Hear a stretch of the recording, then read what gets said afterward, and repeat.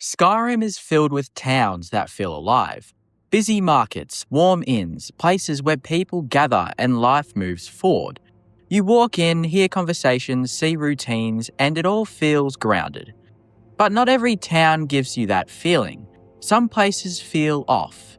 At first, it's subtle. The buildings look the same, the layout feels familiar, and nothing immediately stands out. But then you start to notice the small things. The way people speak, the lack of movement, the strange tension in the air that doesn't quite go away. It's not danger, not in the obvious sense. It's something quieter, a feeling that something isn't right beneath the surface, that there's more going on than what you're being shown. And the longer you stay, the more that feeling builds, turning simple moments into something uncomfortable. These are the towns that don't need chaos or conflict to stand out. They just need time. Morthal doesn't try to impress you when you first arrive. And that's exactly what makes it so unsettling. There's no grand entrance, no bustling market, no sense of energy or movement that defines so many other towns in Skyrim. Instead, you're met with silence. Not complete silence, but the kind that feels heavy, like it's pressing down on everything around you. The marsh stretches out in every direction, grey and lifeless with fog that never quite lifts. The buildings feel worn, almost forgotten, and the people don't feel entirely present. It's as if Morthal exists slightly removed from the rest of Skyrim, disconnected in a way that goes beyond geography. What makes Morthal so effective as an unsettling location isn't any one dramatic event, it's the atmosphere. From the moment you step into the town, there's a sense that something is wrong. Even if you can't immediately explain why, the environment plays a huge role in this. The swamp surrounding Morthal isn't just visually bleak, it's oppressive. The muted colours, the constant haze, the lack of clear visibility all contribute to a feeling of uncertainty. You can't see far, you can't fully orient yourself, and that lack of clarity seeps into how the town feels as a whole. Unlike places like Whiterun or Solitude, where the layout is open and quite easy to navigate, Morthal feels closed in despite being surrounded by open land. The swamp doesn't feel like space, it feels like a barrier, something that isolates the town rather than connecting it to the world. And that isolation is reflected in the people who live there. The residents of Morthal don't behave in the same grounded, routine-driven way you see elsewhere. There's a distance to them, a kind of detachment that makes interactions feel slightly off. Conversations don't flow naturally, reactions feel muted or delayed. It's subtle but noticeable. The sense that everyone is carrying something beneath the surface, something they're not saying. And as you spend more time there, that feeling only deepens. Jarl Idgrod Ravencrone embodies this perfectly. She's one of the most unusual leaders in Skyrim, not because she's outwardly hostile or corrupt, but because she feels disconnected from reality in a way that's hard to define. She speaks about visions, about seeing things others can't, about understanding the swamp in ways that go beyond normal perception. And while that could easily be dismissed as eccentricity, the way it's presented doesn't feel exaggerated. It feels grounded, just enough to be believable. That's what makes it unsettling. You're never quite sure if she's wrong or if she's seeing something that you're not. And that uncertainty spreads to the rest of the town. Because if the person in charge operates on a different understanding of reality, what does that really mean for everyone else? It creates a quiet tension that never fully resolves. You don't feel safe, but you also don't feel directly threatened either. You're just aware that things aren't as straightforward as they seem. This feeling is reinforced by the central event tied to Morthal, the burned house, and the mystery surrounding it. On the surface, it's a tragedy, a home destroyed, a family lost. But the way the town reacts to it is what makes it stand out. There's hesitation, avoidance, a reluctance to fully acknowledge what happened. It's not just grief, it's discomfort. Like people know more than they're willing to say. And as you begin to investigate, that discomfort turns into something darker. The revelation of vampirism within the town doesn't come as a sudden shock. It feels like a confirmation of something that was already there. The unease you felt from the beginning starts to make sense. But it doesn't make things better. If anything, it makes Morthal feel even more unstable. Because now you know that the threat isn't external, it's embedded within the town itself. That's a key part of what makes Morthal so unsettling compared to other locations. In many places, danger comes from outside. Bandits, dragons, enemies you can identify and confront. In Morthal, the danger feels internal, hidden, integrated into the everyday life of the town. And even after resolving the quest, that doesn't fully go away. The town doesn't really transform, it doesn't become lively or welcoming, it stays quiet. And that persistence is important, because it suggests that the nature of Morthal isn't just tied to a single event. It's part of the place itself. The swamp, the people, the atmosphere, they all contribute to something that doesn't change easily. Even smaller details reinforce this. The lack of activity, the limited number of residents, the absence of the usual distractions you find in other towns. All of it creates a sense of emptiness. Not the peaceful kind, but the kind that feels like something is missing. Like there should be more, but there isn't. And that absence becomes its own presence. You notice what isn't there just as much as what is. There's also a strange stillness to Morthal that sets it apart. Time feels slower, not in a relaxing way, but in a way that makes every moment feel slightly stretched. Walking through the town doesn't feel like passing through. It feels like lingering, like you're staying longer than you intended. Even if you're just moving from one building to another, and the longer you stay, the more that initial unease settles into something more defined. Not fear exactly, but awareness. A sense that you're somewhere that doesn't fully align with the rest of Skyrim itself. That operates on slightly different roles, slightly different logic. And while nothing may happen in that moment, the potential for something to be wrong is always there. That's what makes Morthal stand out among Skyrim's towns. It doesn't rely on spectacle or obvious danger to create an impression. It uses restraint, atmosphere, subtle shifts in tone and behaviour that build over time rather than hitting you all at once. When you compare that to a place like Whiterun, the difference becomes immediately clear. Whiterun feels open, structured, and alive in a way that naturally puts you at ease. The city is elevated both physically and symbolically, sitting above the plains with clear visibility in every direction. You can see what's coming, you can understand the layout, and there's a constant sense of movement. Guards patrolling, merchants calling out, people going about their routines. Everything feels grounded and predictable. Morthal offers none of that. Where Whiterun is bright and exposed, Morthal is dim and obscured. The fog replaces clarity, the swamp replaces structure, and the sense of openness is traded for isolation. In Whiterun, you feel like part of a functioning system. In Morthal, you feel like an outsider stepping into something you don't fully understand. Even the leadership reflects this contrast. Bolgruff is direct, practical, and easy to read. His concerns are clear, his decisions grounded. Idgrod Ravencrone, on the other hand, speaks in visions and impressions, leaving you uncertain about what she truly knows. That difference alone shifts how each city feels to exist in.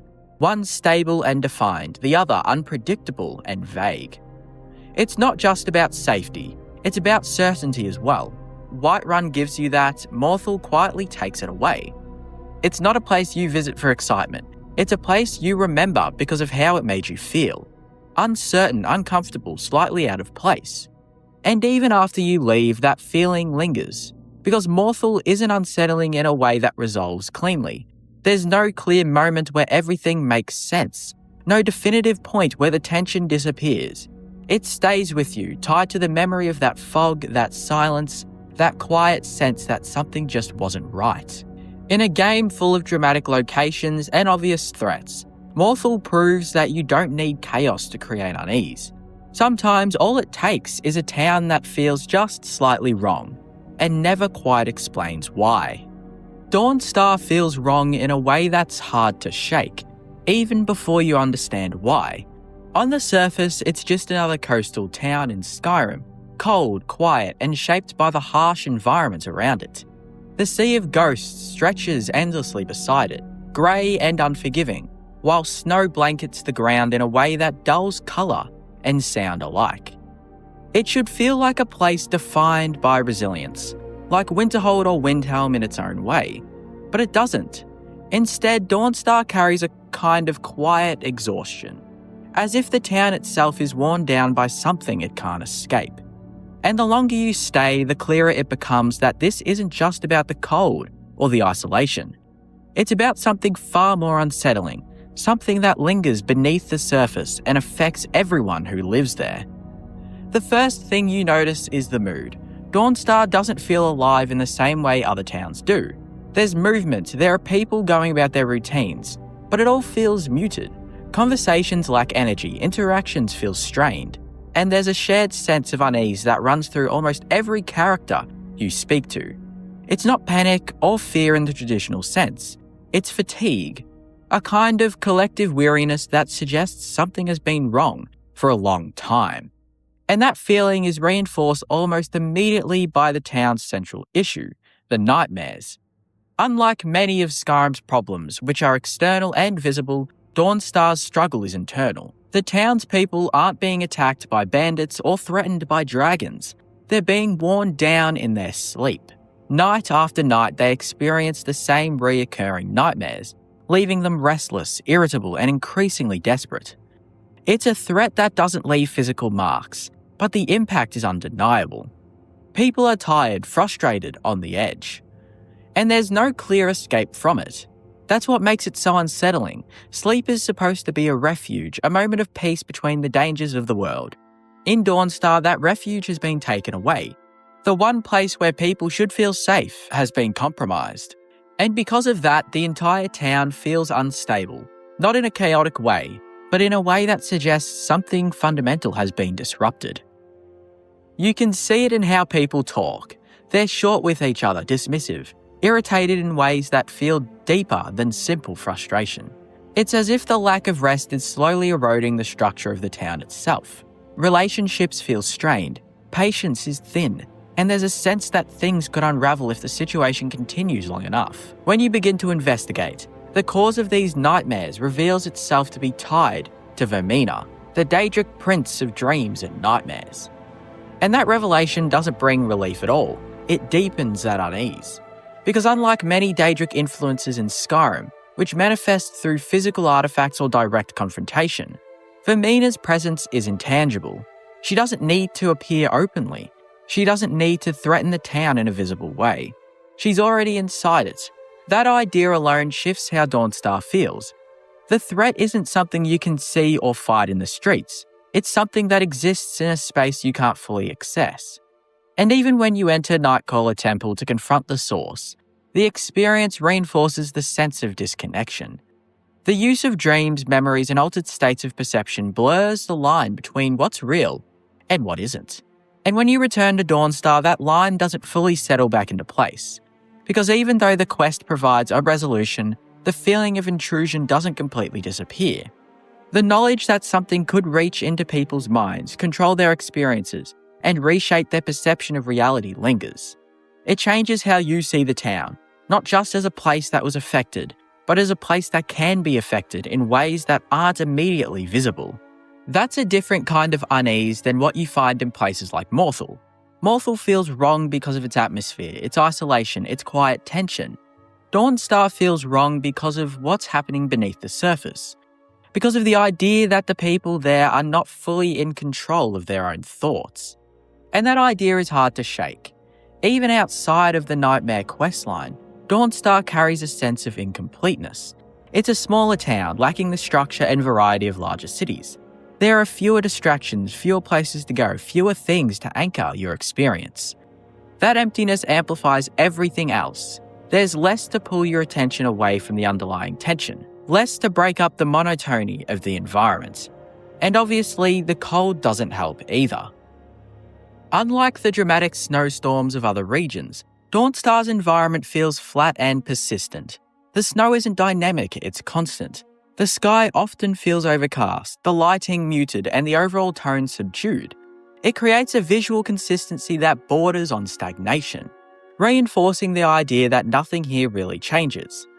And that sense of repetition isn't just environmental, it's reflected in the people who live there, each of them carrying a different piece of the town's unease.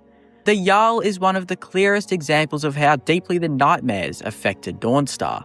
He's already a rigid and uncompromising leader, but the lack of sleep pushes him further into instability. His dialogue feels sharper, more erratic, less grounded than it should be for someone in his position.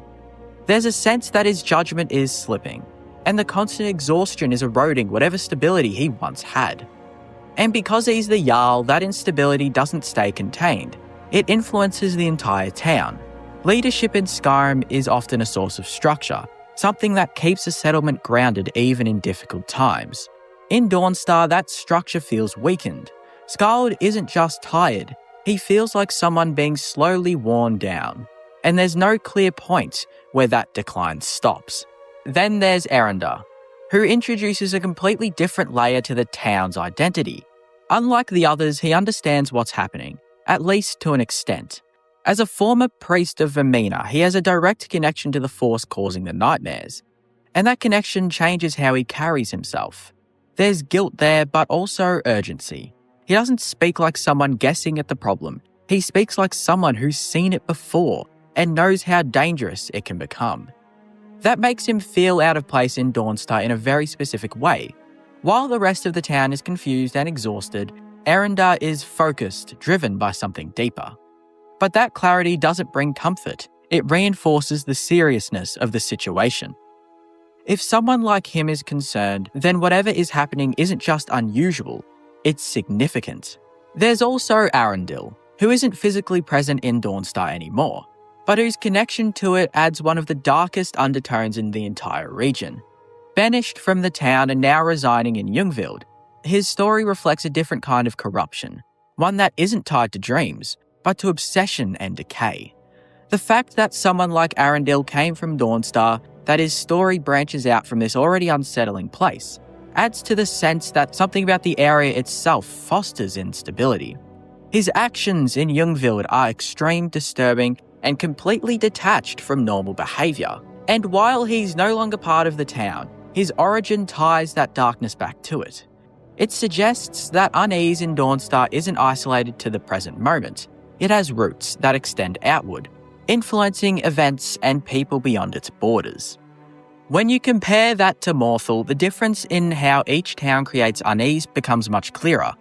Morthal's discomfort is environmental. It surrounds you the moment you arrive. The fog, the swamp, the silence, the strange behaviour of its people. It all works together to create a feeling that something is off, even before you understand why. It's immediate, almost instinctive. Dawnstar, on the other hand, builds its unease more gradually. At first, it just feels tired, worn down by cold and isolation. But the longer you stay, the more that surface-level exhaustion reveals something deeper. Morthal feels distant, like it exists slightly outside the rest of Skyrim. Dawnstar feels connected, but infected. The problem isn't that it's cut off from the world, it's that something has taken hold within it. In Morthal, the danger feels hidden in the environment and the unknown. In Dawnstar, it's inside the people themselves, shaping how they think, how they act, and how they experience reality.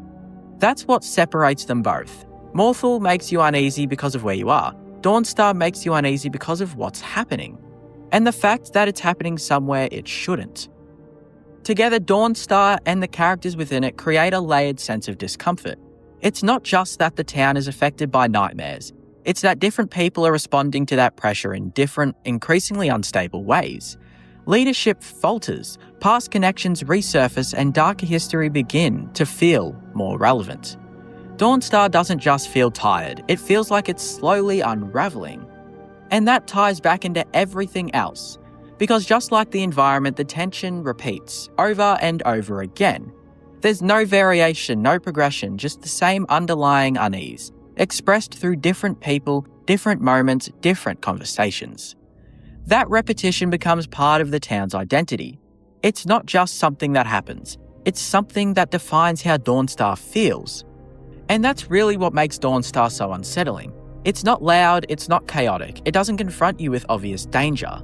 Instead, it creates a persistent sense that something is wrong in a way you can't fully control or escape. The people feel it even if they don't understand it. The environment reflects it even if it doesn't really explain it. And as a player, you experience it not through sudden events, but through accumulation, small details, repeated interactions, a tone that never quite lifts. It's the kind of place where relief doesn't come from solving a problem, because even when the problem is gone, the feeling remains. That lingering unease is what sets Dawnstar apart. It doesn't rely on a single moment or revelation to create impact. It builds slowly through atmosphere, through implication, through the idea that the mind itself can become a battleground. And once that idea takes hold, it changes how you see everything else. Because if something can't reach you there, then nowhere ever feels completely safe. Roekstead is one of those places in Skyrim that doesn't immediately announce itself as unsettling. And that's exactly why it works. On the surface, it's calm, quiet, even welcoming in a way that feels almost out of place in a province defined by conflict and harsh environments. Golden fields stretch out around it, crops grow in abundance, and the town itself feels stable in a way that nearby regions often aren't. It's small, simple, and seemingly untouched by the chaos that affects so much of Skyrim. But the longer you stay, the more that calm starts to feel unnatural. Not peaceful, but just unnatural. Because in a land where farming is difficult, where weather is unpredictable, and where most settlements struggle to sustain themselves, Roekstead doesn't just survive, it thrives. And that's where the unease begins. The first thing that stands out is the land itself. Roekstead shouldn't be as fertile as it is. The surrounding region isn't known for rich farmland, and yet the crops here grow consistently, reliably, almost effortlessly. There's no visible struggle, no signs of the hardship that usually comes with agriculture in Skyrim. Everything just works. And while that might sound like a success story on paper, in the context of the world it feels off. Because nothing in Skyrim comes that easily. That sense of something being too good lingers as you interact with the people who live there. Rorik, the town's founder, is at the centre of it all. He's presented as a former soldier who carved out a life for himself after years of conflict. Someone who turned a barren piece of land into a thriving farm through determination and effort. It's a straightforward story, one that fits neatly into Skyrim's broader themes of resilience and survival. But like everything else in Roekstead, there's a subtle tension beneath it. The story is almost too clean, too simple. It explains the outcome, but not the process in a way that feels entirely convincing. And that's where the questions start to form. Because Roek isn't the only one tied to the land's success. There are hints, small, easily overlooked details that suggest something else might be at play. Manette, for example, stands out immediately. He's not a farmer, not a labourer, not someone who fits naturally into the rhythm of a small agriculture town. He's a Breton with knowledge of magic, and his presence in Roekstead feels deliberate. More importantly, his dialogue and associations hint at something deeper, something tied to rituals, to knowledge that doesn't quite align with simple farming. It's never stated outright, but it doesn't need to be. The implication is enough. That implication that something unnatural might be sustaining Roekstead transforms how the entire town feels. The Golden Fields stop looking like a success story and start looking like a result. The prosperity stops feeling earned and starts feeling arranged. And once that idea takes hold, it's hard to see the town in the same way again. The NPCs reinforce this feeling in subtle but important ways. There's a lack of curiosity, a lack of questioning about why things are the way they are. People accept the prosperity as normal, even though it stands in contrast to the rest of Skyrim. That acceptance creates a kind of quiet tension. It's not that the townspeople are hiding something, they just don't seem to ask the questions that feel obvious to an outsider. And that in itself is unsettling, because it suggests either ignorance or complicity. Eric the Slayer, my follower, adds another layer to this. He's one of the more memorable NPCs in the town, dreaming of adventure, wanting to leave Roekstead and experience the wider world. On the surface, he represents a familiar archetype, the young dreamer looking beyond his small beginnings. But in the context of Roekstead, his desire to leave feels different. It feels like an instinct, a pull away from something he doesn't fully understand. His father's reluctance to let him go can be read as concern, but it also reinforces the idea that Roekstead is a place where people don't easily leave. Not because they can't, but because something keeps them there. Even the children in Roekstead contribute to that unease. There are subtle implications again, never fully confirmed, that something about the town affects them differently. Dialogue hints at strange patterns, at behaviours that don't quite align with what you'd expect. It's never explicit, never fully explained, but it adds to the growing sense that Roekstead isn't just a normal settlement with good soil. It's something else. And that something else is what defines the town's unsettling nature. Because when you start pulling together all the scattered hints, small inconsistencies, and bits of dialogue, Roekstead begins to feel less like a simple farming village, and more like something carefully constructed, something sustained by forces that aren't openly acknowledged. One of the most widely discussed interpretations is the idea of a Daedric bargain, most often tied to Clavicus Vile. The logic behind it is simple but effective. Roekstead's success is too consistent, too reliable to be natural.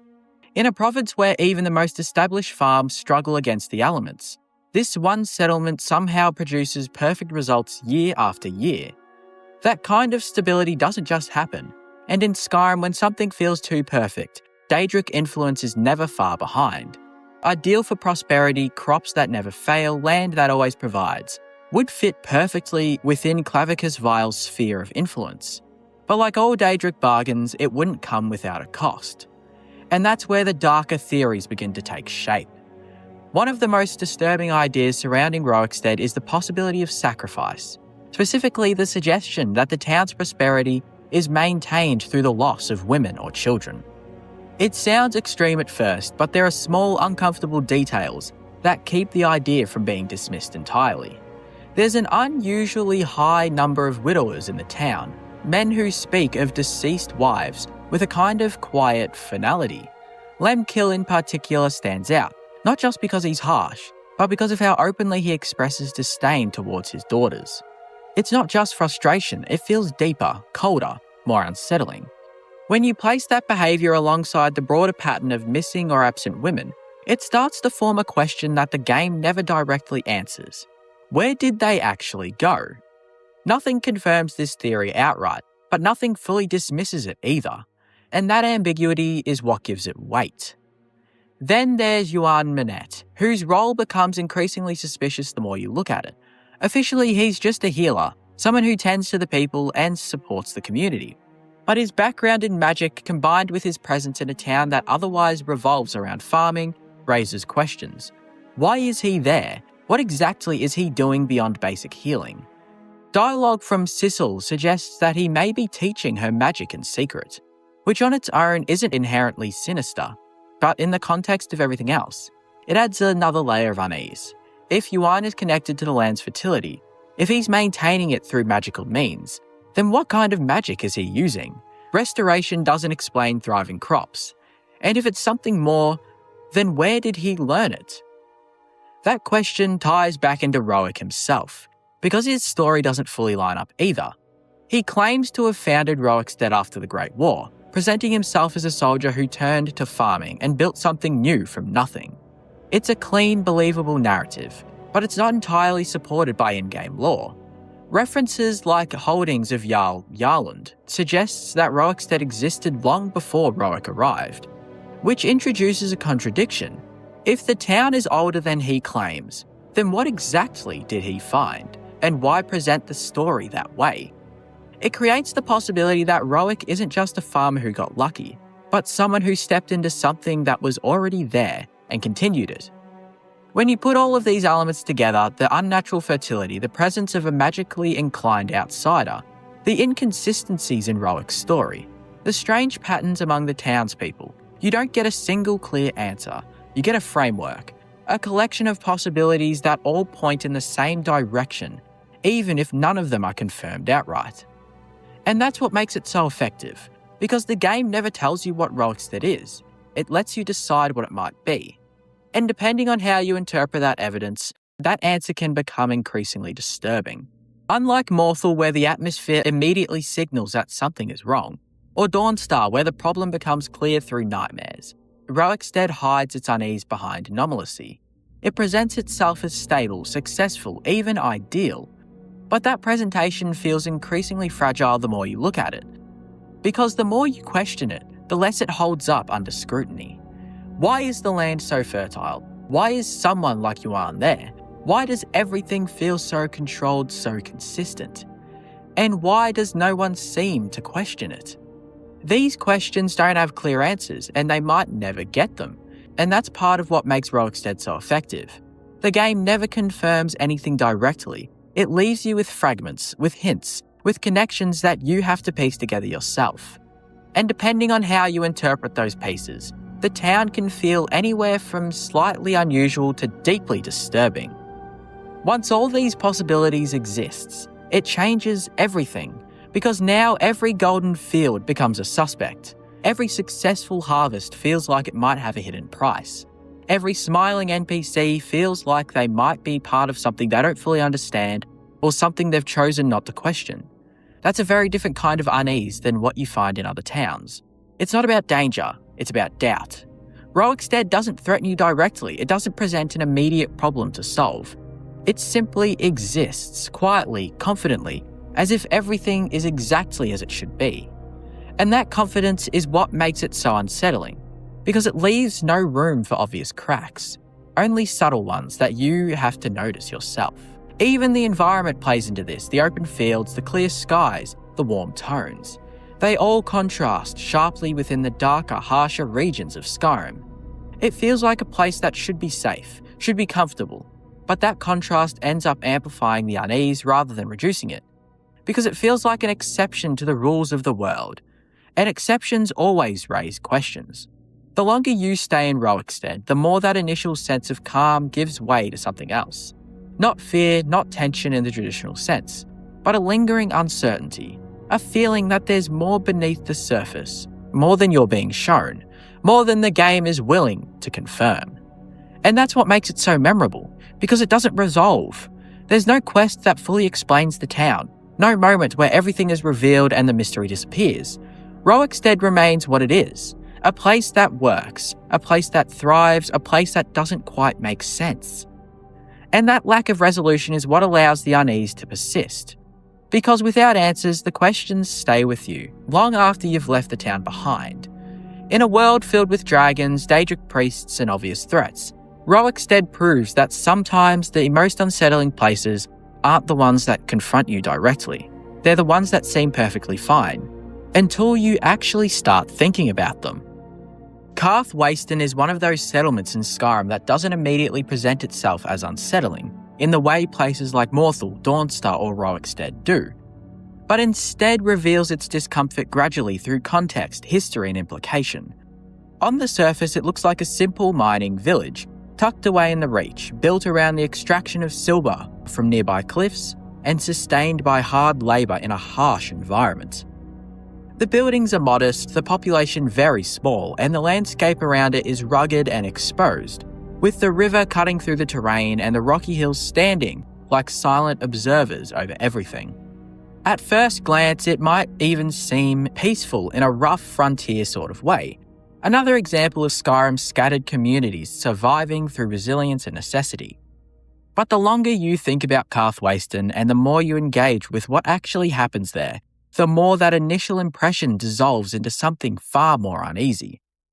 Because Karth Wasten is not just isolated, it is exposed.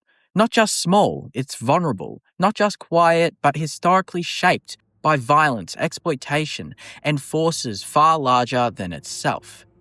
All of which contribute to a lingering sense that the town is never truly stable, no matter how calm it appears in the moment. The most immediate and defining aspect of Karth Wasten is its isolation. Unlike major holds or even more established minor settlements, Karth Wasten exists on the edge of everything, geographically, politically, and socially. It is situated in the Reach, one of the most unstable and contested regions in Skyrim, an area defined by conflict between the Forsworn, the Empire, local miners, and various opportunistic factions. That alone places it in a precarious position.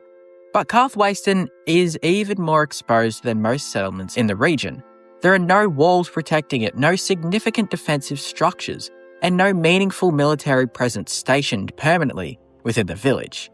It exists in basically open terrain, surrounded by cliffs and wilderness, meaning that any attack or intrusion doesn't need to breach defenses.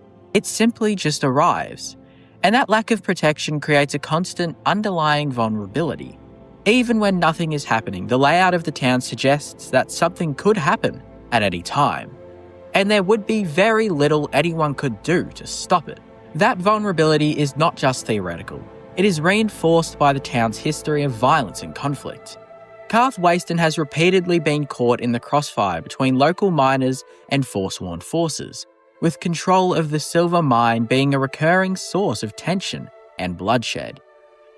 The mine itself is central to the town's existence, providing both livelihood and reason for outsiders to care about it at all. But that dependence is precisely what makes it so unstable. Whoever controls the mine effectively controls the town's survival, which means Carth Waston is perpetually subject to pressure from groups far powerful than the villagers themselves. This dynamic transforms the settlement from a self-sustaining community into a resource node contested by larger forces. The residents are not fully in control of their own environment. They are participants in a cycle of exploitation and resistance that has repeated itself over time, leaving behind a sense of exhaustion and resignation that can be felt in how the town functions. When you speak to the NPCs in Carth Waston, that sense of weariness becomes more apparent. Characters like Thongvor Silverblood represent opposing interests tied to the mine, and the conflict between NPCs highlights how external power structures impose themselves onto the town's internal dynamics. Iron Thatch, as a local leader tied to the workers, represents the fragile attempt to maintain independence and stability within the settlement. Thongvor Silverblood, on the other hand, embodies the reach of powerful external influence, specifically Markarth's elite families, who see Carth Waston not as a community, but as an asset. The tension between these figures is not abstract. It plays out directly in the town, shaping relationships, decisions, and ultimately the safety of everyone living there. This creates a situation where the villagers are not simply living their lives. They are constantly navigating pressures imposed from above and around them, with little ability to truly escape or redefine their circumstances. That imbalance of power contributes heavily to the unsettling nature of Carth Waston. Unlike towns that feel internally cohesive, Carth Waston feels fractured by external influence. It does not belong fully to its inhabitants. It exists in a state of contested ownership, where different factions assert control or claim legitimacy, and the villagers are left trying to survive within these shifting boundaries. This creates a subtle but persistent sense of instability. Even when nothing violent is actively occurring, the memory of past conflicts and the expectation of future ones hangs over the settlement like a shadow that never fully lifts. The geography of Carth Waston reinforces this feeling in a very deliberate way. The open cliffs and narrow pathways make it visually striking, but also emphasise exposure. There is no sense of enclosure or safety. The mine sits prominently within the landscape, almost exposed rather than hidden, as if it's waiting to be noticed and taken. The river nearby provides a sense of movement and life, but it also cuts through the terrain in a way that feels like a boundary rather than a connection. Everything about the environment suggests separation rather than integration, reinforcing the idea that Carth Waston is not protected by its surroundings, but instead left vulnerable within them. What makes this especially unsettling compared to other towns in Skyrim is that this place lacks the comforting illusions that some settlements provide. In places like Whiterun, even though danger exists in the broader world, the city itself feels secure due to its walls, leadership, and organisation. In Dawnstar or Morthal, unease is tied to supernatural or environmental factors that are very clearly identifiable and eventually addressed. Even Roeksted's ambiguity is wrapped in pastoral calm that masks its strangeness. Carth Waston, however, offers no such buffer. Its problems are not hidden behind mystery or softened by structure. They are direct, political, and ongoing. There is no sense that things are being kept stable by design. Instead, stability feels temporary and easily disrupted. To go more in depth, That sense of vulnerability becomes even more pronounced when you look at one of the darkest events tied to the settlement, the so-called Karthwasten Massacre. Unlike many conflicts in Skyrim that are clearly defined with obvious sides and outcomes, this event is surrounded by uncertainty, conflicting accounts, and a lack of closure that only adds to the town's unsettling reputation. What is genuinely agreed upon is that during the chaos of the Stormcloak Rebellion, Karthwasten became the site of a brutal confrontation involving mercenaries. Beyond that, the details begin to fracture. Some accounts suggest that the Stormcloaks were responsible, using hired fighters to secure control of the mine and eliminate resistance.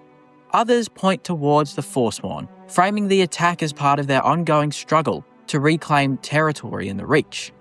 Both explanations are plausible. Within the context of the region, both factions have a reason to target a place like this, and both have histories of violence tied to resource control and territorial dominance. But the fact that no single narrative is clearly established is what makes the event so unsettling.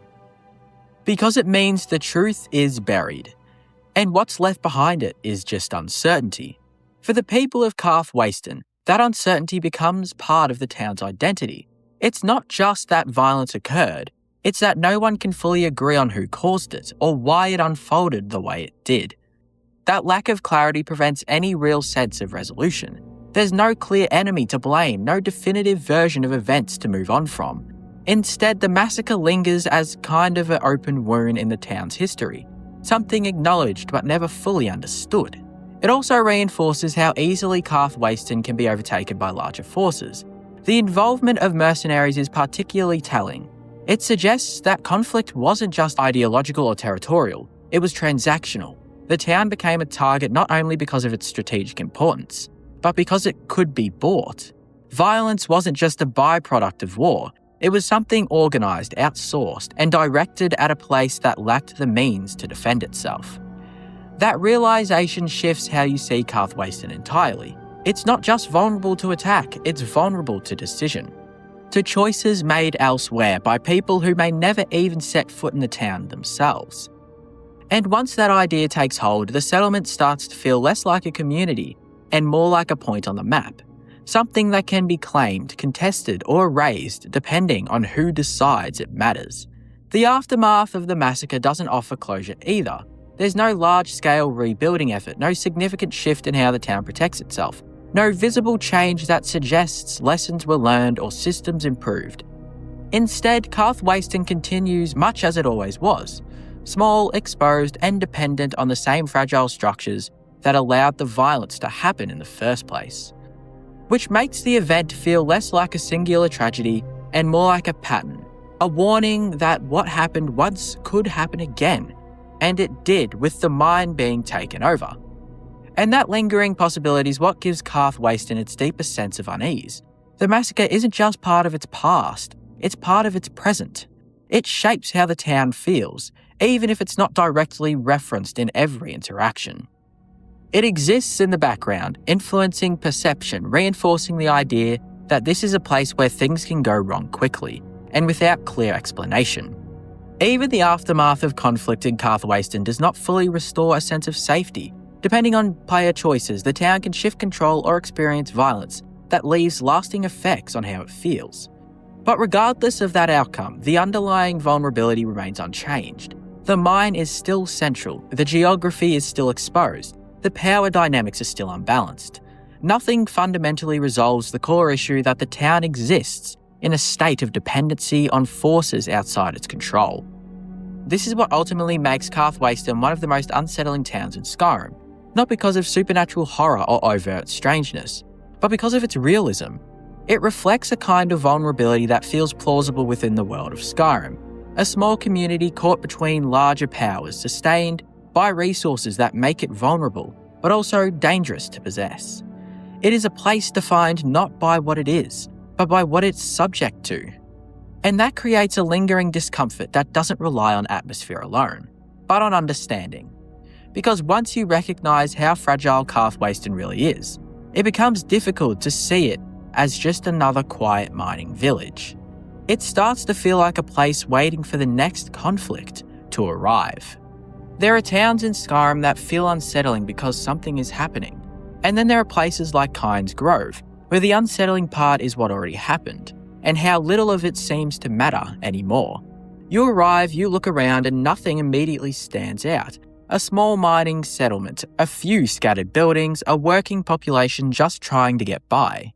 It feels ordinary, almost forgettable. But that's exactly what makes it so strange, because Kynes Grove is a place that has experienced something massive, something that should have permanently changed it, and yet somehow it hasn't. Or at least not in the way you'd expect. Kynes Grove sits in Eastmarch, a region defined by volcanic activity, ash-filled skies, and an environment that feels harsh, even by Skyrim's standards. The ground itself looks unstable, dotted with steam vents and scorched earth, as if the land is constantly reminding you that it isn't entirely safe. It's not a place that invites settlement, it's a place that feels endured. And yet people still live here. They work the mines, go about their routines, and treat the environment as something normal. That alone creates a subtle tension, because when something dangerous becomes routine, it stops being acknowledged, even if the danger never actually goes away. But the real source of unease in Kynes Grove isn't just the land. It's the history tied to it, specifically the return of a dragon. Kynes Grove is one of the first places in Skyrim where you witness a dragon being resurrected. Not just encountered, not just fought, but brought back. You arrive alongside Delphine, watch as Alduin himself appears, and see a dead dragon rise from the ground in a moment that fundamentally reshapes what dragons represent in the game. Up until that point, dragons are threats, but they are singular, isolated. In Kynes Grove, that understanding changes. They are no longer just enemies, they are part of something larger, something ongoing, something that can't be stopped as easily as you might have hoped. And all of that happens right there, in the middle of this small, otherwise unremarkable settlement. What makes this so unsettling isn't just the event itself, it's what comes after. Because once the dragon is defeated, once Alduin leaves, once the immediate threat is gone, Kynes Grove goes back to normal. The miners return to work, the town continues as if nothing truly changed. Life resumes in the shadow of something that should have redefined everything. And that disconnect is where the unease starts to settle in. Because how does a place experience something like that and just move on? The answer, or at least part of it, lies in the nature of Kynes Grove's people. This is not a town of heroes or scholars. It's a working settlement built around labour, routine and survival. The miners aren't there to question the nature of dragons or contemplate the implications of Alduin's return. They're there to work, to earn, to continue, and that focus creates a kind of emotional distance from what happened. But that distance doesn't make the event less significant. It makes the town feel disconnected from it. Like the scale of what occurred doesn't match the scale of how it's processed. That mismatch is what gives Kynes Grove its unique kind of unease. In other towns, major events leave visible marks. Changes in dialogue, shifts in behaviour, a sense that something has happened that people are still reacting to. In Kynes Grove, the reaction feels muted, contained, almost absent. And that absence becomes noticeable, because you remember what happened there. You remember Alduin, you remember the resurrection, and yet the town doesn't reflect that memory in a way that feels proportionate. It creates a strange disconnect between player experience and world response. You've witnessed something monumental, something that signals the beginning of a much larger threat, and then you look around and the town feels unchanged. That lack of acknowledgement doesn't make the event less impactful, it makes the town feel more unsettling, because it suggests one of two things. Either the people of Kynes Grove are so used to danger that even something like this doesn't fully register, or they simply don't have the capacity to process. Neither option is particularly comforting. The environment reinforces this feeling in subtle ways. The volcanic terrain, the constant heat rising from the ground, the muted colours. It all creates a backdrop that feels unstable, even when nothing is actively happening. There's no sense of calm in Kynes Grove, just a kind of baseline tension that never fully disappears. It's not dramatic, it's persistent. And that persistence mirrors the town's relationship with the events that took place there. Nothing explodes into chaos, nothing visibly collapses, everything just continues, layered on top of what came before, without fully addressing it. Even the layout of the town contributes to this. It's small, open, with little separation between its parts. There's nowhere for things to hide, no complex structure to explore. Everything is visible, everything is exposed. And yet, despite that openness, it still feels like something is missing. Some acknowledgement, some reaction, some shift that would make the place feel grounded in what happened there. But it never comes, and that absence lingers. Kynes Grove also stands out because of how early it appears in the main story. For many players, this is one of the first major moments where the scale of the dragon threat becomes clear, other than Helgen. It's a turning point, not just narratively but thematically. It tells you that this isn't a series of isolated encounters. It's a larger pattern, something that will continue to unfold across the world. And yet, the town where that realization happens doesn't carry the weight forward. It remains small, it remains quiet, it remains unchanged. That contrast between what the player experiences and what the world reflects is what makes Kynes Grove so uniquely unsettling. It's not that the town is dangerous in the traditional sense, it's that it feels disconnected from the significance of what happened within it. And that disconnect raises a subtle, lingering question. If something this important can happen here and leave so little visible impact, what else might be happening in Skyrim that no one else is fully acknowledging? That question extends beyond Kynes Grove itself. It turns the town into a kind of symbol, a place that represents the gap between events and perception, between reality and response. It suggests that the world of Skyrim doesn't always process its own dangers in a way that feels complete. And that idea is far more unsettling than any single event. When you start comparing Kynes Grove to other unsettling towns in Skyrim, what stands out isn't what it has, but what it lacks. Morthal builds its unease through atmosphere, a constant sense that something is wrong beneath the surface. Dawnstar creates discomfort through intrusion, where people are actively being affected by something they can't escape. Roekstead hides its strangeness behind perfection, leaving you to question what's really sustaining it. Karth Wasteland feels unstable because of external pressure, always on the edge of being overtaken by something stronger. Kynes Grove doesn't follow any of those patterns. It doesn't hide something, it doesn't build tension slowly. It doesn't really suggest deeper secrets waiting to be uncovered. Instead, it shows you something massive, something undeniable, and then nothing follows. That's what separates it. Where other towns make you uneasy because of what you don't know, Kynes Grove unsettles you because of what you do know, and how little that knowledge seems to matter to the place itself. This becomes even clearer when you look at the NPCs. Idra and Roggy Knotbeard, who represent the everyday life of Kynes Grove. Idra runs the local inn, maintaining a sense of normalcy that feels almost forced when you consider what happens just outside of the town. There's no dramatic shift in her behaviour, no lingering fear or urgency in how she speaks. She carries on, grounded in routine, as if the extraordinary event that occurred nearby never truly disrupted that rhythm. Roggy, meanwhile, reflects a different side of that same idea, a miner defined more by his habits than any larger awareness. He embodies the kind of person who doesn't engage with the bigger picture. His world is small, focused on work, drink, and survival. And that narrow focus creates a kind of insulation from the larger events unfolding around him. It's not that he's unaware, it's that the awareness doesn't translate into action or change. And that's the pattern across the town. The NPCs don't react in ways that match the scale of what happened. They acknowledge at most, but they don't transform. Compared to someone like Jarl Idgrod in Morthal, who actively reflects the strange nature of her environment, or Erender in Dawnstar, who directly engages with the source of the town's suffering, Kynes Grove's residents feel detached, not ignorant but disconnected. They exist alongside something significant without fully integrating it into their understanding of the world. That disconnect is what gives the town its identity, because it creates a gap between event and reaction, between experience and meaning.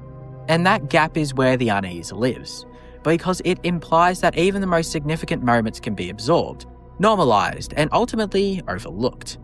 Kynes Grove doesn't need mystery or hidden lore, or supernatural ambiguity to feel unsettling. It just needs that one event. And the way everything continues afterwards as if it didn't matter as much as it should have. That's what lingers, not the dragon, not the battle, but the silence that follows, and the realization that sometimes the most unsettling places in Skyrim aren't the ones where something is happening, but the ones where something already happened, and no one seems to fully react to it. You don't walk into Skyrim Village and feel peace. You walk in and feel like something has already gone wrong. Not in an obvious chaotic way at first, but in a way that immediately feels off. The village is too quiet, too empty, too still for a place that's supposed to be lived in. And then you notice the people who are there. They're not really present. They're working, moving, repeating the same actions over and over again. But there's no awareness behind it. No reaction to you, no curiosity, no acknowledgement. Just motion without thought. It doesn't feel like a village functioning. It feels like a village being controlled. And that's exactly what's happening. Mirak's influence has taken hold of Skyrim Village, and it doesn't show itself through destruction or open violence. It shows itself through removal. The removal of will, of identity, of presence. The villagers aren't fighting, they aren't resisting, they've already lost. They've been reduced to something closer to tools than people. Locked in repetitive labour that serves a purpose they don't understand. That's what makes it so unsettling. It's not chaos in the traditional sense, it's control, and it's quiet.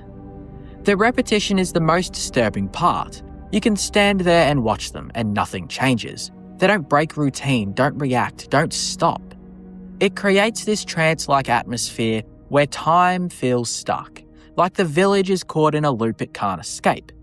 And because there are so few people there, that repetition becomes even more noticeable. The emptiness around them amplifies it. This isn't a thriving community, it's what's left of one. Most of the skull are gone, taken to work on the stones, pulled out of the village and into Mirak's control elsewhere. What remains feels like a shell, a fragment of something that used to be whole. Buildings stand but feel underused. Spaces exist but isn't filled. It's not abandoned, but it's close enough that the difference barely matters. That emptiness creates a different kind of unease than places like Morthal or Dawnstar. Those towns feel wrong because something is happening beneath the surface. Skyrim Village feels wrong because something has already taken over the surface and left everyone to leave. There's no mystery to uncover in the moment. You're looking directly at the result. And the few NPCs who aren't under control only make it worse. Because they are aware, they see what's happening, they understand it, and they obviously can't stop it. That contrast between those who are trapped in the trance and those who are forced to watch it adds another layer to the discomfort. It turns the village into something almost surreal, half alive, half gone. And then there's the psychological aspect of Mirak's control itself. This isn't just mind control, it's domination tied to knowledge, to power, to something beyond normal understanding. It connects back to Hermaeus Mora, to the idea of forbidden knowledge and the cost of it. The Skull reject that kind of knowledge, build their entire culture around avoiding it, and yet here it is, overriding them completely. That contradiction hits hard, because it shows that their traditions, their resistance, weren't enough. Whatever protection they believed they had, it failed. And that failure lingers in the atmosphere of the village. Even once the control is broken, even once the villagers return to themselves, that initial impression doesn't fully go away. You've already seen what the village looks like when something takes hold of it. You've seen how quickly identity can disappear, how easily routine can replace thought, how community can be reduced to movement without meaning. And that's what sticks. Not just that Skull Village was controlled, but how quietly and quickly it happened. No battle, no warning, just a shift, and suddenly the village isn't a village anymore, it's something else.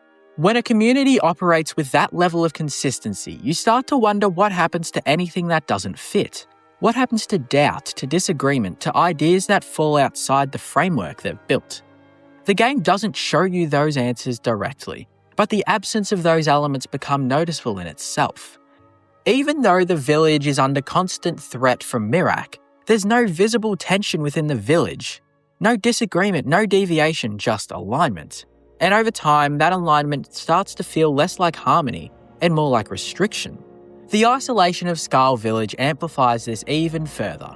Unlike other remote settlements in Skyrim, which still feel connected to trade routes, political structures, or nearby regions, the Skull exists in near total separation. The northern part of this island is harsh, cold, and difficult to navigate, with little incentive for outsiders to travel there unless they have a specific reason and a boat. And because of that, the village doesn't just feel remote, it's basically just sealed off. Not just physically, but culturally as well. The Skull don't adapt to the outside world, they resist it. Their beliefs are built around preservation, around maintaining a balance that they see as essential.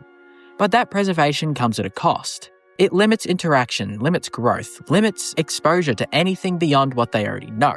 And while that might protect them from certain dangers, it also creates a kind of stagnation. The village doesn't evolve, it maintains. And that maintenance becomes its defining trait. Even the environment reinforces this. The snow, the cold, the stillness. They don't just surround the village, they shape it. Movement feels slower, quieter, more deliberate. There's no sense of urgency, no sense of change. Everything exists in a kind of suspended state, where time feels like it's passing differently, not frozen, but steady in a way that never shifts. That steadiness might seem peaceful at first, but over time it starts to feel limiting. Like the village isn't just resisting change, it's preventing it entirely. And that leads into another unsettling aspect of Skull Village, its emptiness. Not emptiness in the sense of being abandoned, but in how little there is beyond the surface. The population is small with the people who are still there. The buildings are very minimal, and the range of interaction is narrow. There's no sense of expansion, no indication that the village was growing or ever developing. It feels complete, but in a way that leaves no room for anything else. You walk through it, and you see everything there is to see. There's nothing hidden, nothing waiting to be discovered other than the control of Mirak. Skull Village doesn't rely on fear or mystery or visible danger to create unease. It does it through structure, through repetition, through the quiet removal of variation. It presents a version of stability that feels almost perfect, and then makes you question what had to be removed to achieve it. Because in a world as chaotic and unpredictable as Skyrim, a place that remains that consistent, that controlled, that unchanged, doesn't just feel different, it feels unnatural. And the longer you stay, the harder it becomes to ignore that feeling, until eventually the calm stops feeling comforting, and starts feeling like something you don't fully understand, something you can observe, but never quite be part of it. When you look across all these towns, what really stands out is that none of them are unsettling for the same reason. And that's what makes Skyrim so effective at creating discomfort.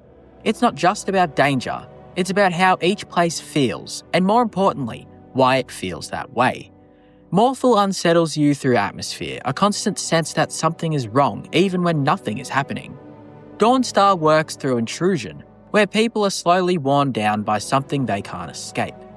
Roekstead hides its unease behind perfection, leaving you questioning what it costs to get there. Karth Wasteland shows you vulnerability, a town that can be controlled or destroyed by forces far beyond it. Kynes Grove proves that even the biggest events can be ignored, normalised, and left behind in a way that doesn't feel right. And then Skull Village takes all of that and strips it down even further. It shows you what happens when control is absolute, when a place doesn't just feel wrong, but becomes something else entirely. A village where people are still there, but not really present, where identity disappears and all that's left is repetition. And that's what really ties all these places together. It's not just that they're dangerous, it's that they take something familiar, a town, a community, a place that should feel safe, and twist it in a way that feels just slightly off. Sometimes subtle, sometimes obvious, but always enough to stay with you. Because in Skyrim, the most unsettling places aren't the ones filled with enemies. They're the ones that make you question what you're actually looking at. Skyrim is full of places with clear histories, ancient ruins, cities, caves. You usually learn who built them, what happened there, and why they matter. But some locations feel different. Some places in Skyrim seem to resist explanation entirely. They leave behind strange details, unanswered questions, and bits of lore that never fully connect no matter how closely you look at them. You explore them, read every journal, search every corner, and still walk away feeling like there's something missing. That's what makes these places so memorable, not just because they're hidden or unsettling, but because Skyrim never gives you a complete answer about them. Instead, the game leaves you with theories, implications, and the feeling that something bigger might be hiding beneath the surface. And honestly, those are often the locations players remember the longest. The Temple of Miraak is one of the most mysterious places in Skyrim, because from the moment you first see it, the location feels like it exists outside the normal logic of the world around it. Most ruins in Skyrim eventually reveal what they are. You learn who built them, why they collapsed, what happened inside them, and how they fit into the larger history of Tamriel. Even the strangest Nordic ruins usually become understandable once you dig through enough journals, Draga crypts, or quest dialogue. The Temple of Miraak never fully does. Even after completing the entire Dragonborn DLC, there's still a lingering feeling that you never truly understood what the place was or what it became over time. That mystery starts before you even enter the temple itself. The surrounding region of Solstheim already feels detached from Skyrim, covered in ash, ancient ruins, and strange influences tied directly to Hermaeus Mora. But the temple stands apart even within that environment, massive, ancient, and partially buried beneath the surface. It dominates the landscape in a way that immediately raises questions. Unlike many Nordic ruins that simply feel abandoned, the Temple of Miraak feels active somehow, not alive exactly, but waiting. And the people surrounding it only deepen that feeling. The first time players encounter the temple, the Skarl villagers and other inhabitants of Solstheim are being mysteriously controlled while constructing strange shrines around the Allmaker stones. They move in repetitive trances, endlessly working without understanding why, drawn towards Miraak's influence as though their minds no longer belong to them. That alone makes the temple feel unnatural before you even step inside, because Miraak's power reaches outward from the temple into the minds of people across the island itself. And nobody fully understands how. That lack of explanation defines the entire location. The deeper you go into the temple, the more the atmosphere shifts away from the ordinary Skyrim dungeon design and into something far stranger. The architecture still resembles Nordic ruins on the surface, stone corridors, ancient carvings, Draga crypts, but there's another layer beneath it constantly pushing through. Tentacles, eyes, black organic growths tied to Hermaeus Mora. The temple feels corrupted in a way unlike almost any other ruin in Skyrim. Not destroyed, but transformed. And that transformation creates one of the biggest mysteries surrounding the location. Where exactly does Miraak end and Hermaeus Mora begin? Because the temple doesn't feel fully Nordic anymore. It feels like something ancient was slowly rewritten by an entirely different force over time. You can still see traces of what the structure originally was, but they're buried beneath layers of influence connected to Apocrypha and forbidden knowledge. That blending of identities makes the temple feel unstable, like it no longer fully belongs to Skyrim at all. And Miraak himself only intensifies that feeling. As the first Dragonborn, Miraak already occupies a strange place in Elder Scrolls lore. He predates nearly everything players associate with dragons and the Dragonborn prophecy, existing as a figure half hidden between myth and history. The temple reflects that same ambiguity perfectly. It's ancient but not fully understood, powerful but strangely incomplete. Even the Draga inside the temple feel different from those in ordinary Nordic tombs. Most Draga crypts in Skyrim are tied to ancient kings, dragon priests, or burial traditions. The Draga within Miraak's temple feel more like servants preserving something unfinished. Their presence doesn't just suggest death, it suggests continued devotion long after normal history should have erased it. And then there are the Black Books, Few things in Skyrim create mystery as effectively as the Black Books connected to Hermaeus Mora. Their existence immediately disrupts the normal boundaries of reality within the game. Reading one doesn't simply reveal information, it physically pulls the player into Apocrypha, a realm that operates entirely outside of normal understanding. The Temple of Miraak becomes one of the central gateways to that experience, and once Apocrypha enters the picture, the mystery surrounding the temple expands dramatically. Because suddenly the location stops feeling like a ruin and starts feeling like a bridge between worlds. That's what makes the temple so unsettling compared to other mysterious places in Skyrim. Most mysteries in the game remain grounded in history or archaeology. The Temple of Miraak moves beyond that into metaphysical territory. It raises questions that don't have concrete answers, because they involve forces far beyond mortal understanding. How much of Miraak's power actually came from being Dragonborn? How much came from Hermaeus Mora? Did Miraak willingly transform the temple over time, or did the corruption happen naturally through Mora's influence? And perhaps most importantly, how long had the temple been waiting for the player before they ever arrived? That last question becomes increasingly disturbing throughout the DLC. The temple constantly feels prepared for your arrival somehow. Miraak knows about you long before you fully understand him. The cultists know your name. The Black Books react to your presence. It creates the impression that events surrounding the temple were unfolding quietly long before the player became aware of them. Like the entire place existed in a dormant state, waiting for another Dragonborn to appear. And that sense of inevitability gives the temple an almost prophetic atmosphere. Everything inside it feels predetermined. Even the structure itself contributes to this mystery constantly. Unlike straightforward ruins with clear layouts and purpose, the Temple of Miraak feels layered in confusing ways. Ancient chambers blend into impossible spaces connected to Apocrypha. Hidden passages reveal buried sections beneath the visible ruins. The further you descend, the less stable the architecture starts to feel conceptually. It's as though the temple physically reflects the corruption of knowledge itself, a place where reality slowly loses coherence the deeper you go. That effect becomes strongest whenever Hermaeus Mora's influence visibly overtakes the environment. The tentacles, black waters, and shifting textures associated with this place don't behave like natural corruption. They feel invasive in a cosmic sense, as though another realm is bleeding directly into the physical world. And the terrifying part is that nobody inside the temple fully controls it anymore.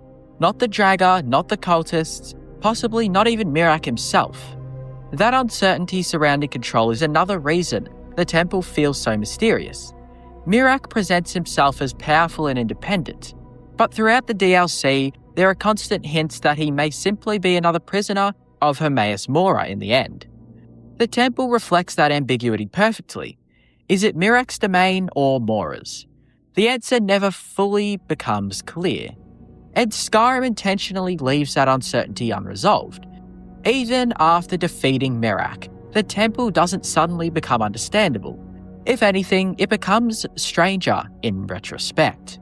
You leave with more questions than answers about what exactly happened there across thousands of years. The location never fully explains its transformation from Nordic temple to cosmic nightmare.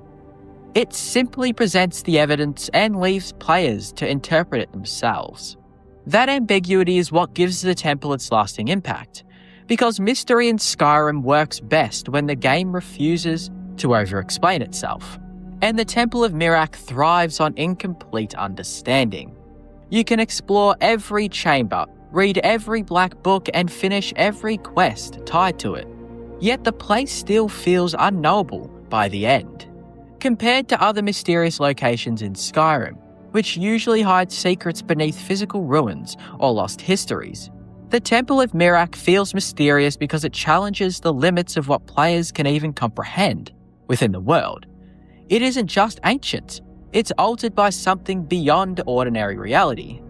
And that makes every part of it feel uncertain. The architecture, the lore, the magic. Even the timeline itself surrounding Miraak and Hermaeus Mora. Nothing inside the temple ever feels fully grounded. And that's exactly why it remains one of the most fascinating locations in Skyrim, years after release. Because no matter how many times players revisit it, there's always the lingering sense that something about the temple still hasn't been fully uncovered. Something buried beneath the ruins, the black books, and the whispers of Apocrypha. Waiting quietly beneath Solstheim, long before the player arrived and possibly long after they leave. White Ridge Barrow is one of the most mysterious places in Skyrim and Solstheim because it constantly feels like multiple layers of history have collapsed into each other in ways the game never fully explains. At first glance, it appears to be another Nordic ruin buried beneath the ash and snow of the island, the kind of ancient tomb players have explored countless times across Skyrim. But the deeper you move into White Ridge Barrow, the stranger the location becomes. Dragger crypts give way to hidden laboratories, Nordal burial halls connect to bizarre magical experiments, and eventually the entire ruin begins feeling less like a tomb and more like something unstable, like several completely different stories were forced together underground over centuries. And that instability is exactly what makes the place so mysterious, because unlike many other ruins in Skyrim, that eventually reveal a clear purpose, White Ridge Barrow never fully settles into one identity.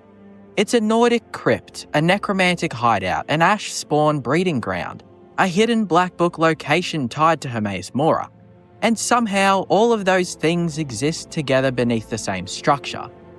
That layering immediately creates questions the game never fully answers. The ruin itself predates almost everything currently happening there. Originally, White Ridge Barrow was simply another Nordic burial site, part of Solstheim's ancient connection to Skyrim's dragon cults and early Nordic civilization.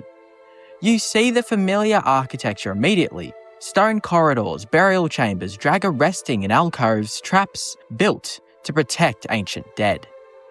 But then strange details start appearing. The ash, the unnatural heat buried beneath the cold environment. The experiments hidden deeper within the ruin, and suddenly the place stops feeling historically stable. That shift becomes especially noticeable once you discover the hidden laboratory of Dukin's former servant and necromancer. Her presence completely changes the tone of the barrow because it introduces an entirely different layer of mystery on top of the Nordic ruins already beneath it. She wasn't simply hiding in White Ridge Barrow. She was actively experimenting there, using the ruin and the volcanic energy beneath Solstheim to create ash spawn. And the ash spawn themselves are one of the most mysterious enemy types in the entire Dragonborn DLC. They don't feel natural, not fully alive, not fully undead. Creatures made from ash, fire, and corrupted magical force, animated through experiments the player never fully understands. White Ridge Barrow becomes the central location where these horrifying creatures begin to make sense, but only partially. Even after reading journals and exploring the laboratory, there's still an incomplete quality to the explanation surrounding them. You understand what Ildari was doing, but not necessarily the full extent of how or why it worked. That incomplete understanding is what makes the location feel so dangerous, because White Ridge Barrow constantly suggests there are forces operating beneath Solstheim that nobody fully comprehends anymore. Not the player, not the necromancers, possibly not even Hermaeus Mora himself. And that uncertainty hangs over the entire ruin. The environmental design reinforces this perfectly.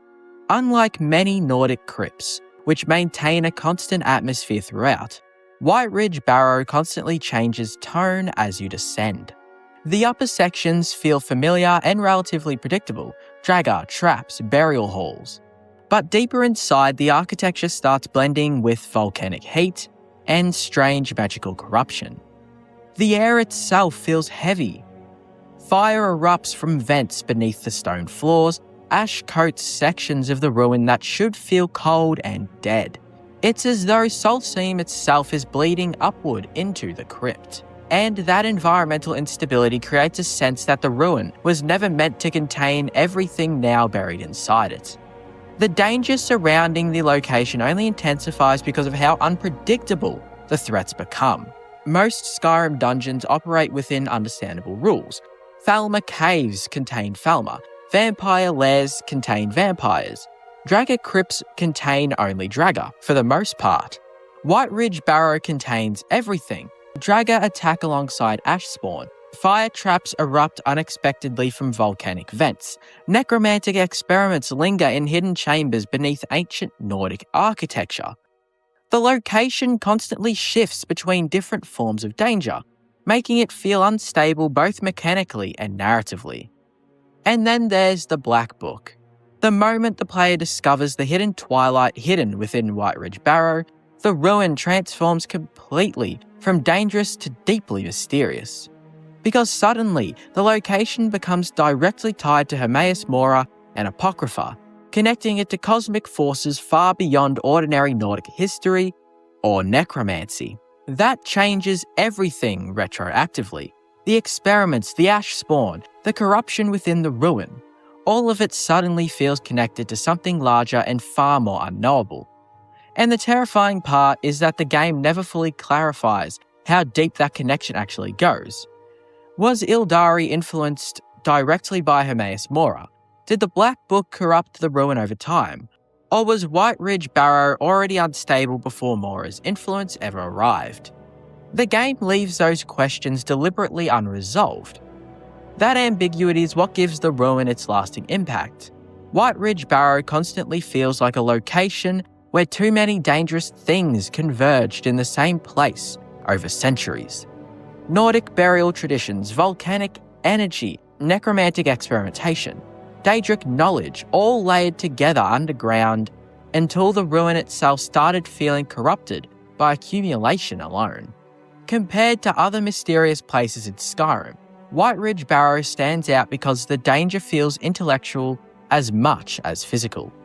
You aren't just fighting enemies, you're uncovering evidence of people pushing into forces they didn't fully understand.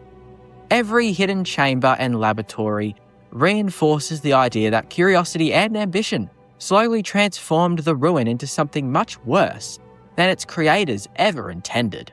Ildari herself embodies this perfectly.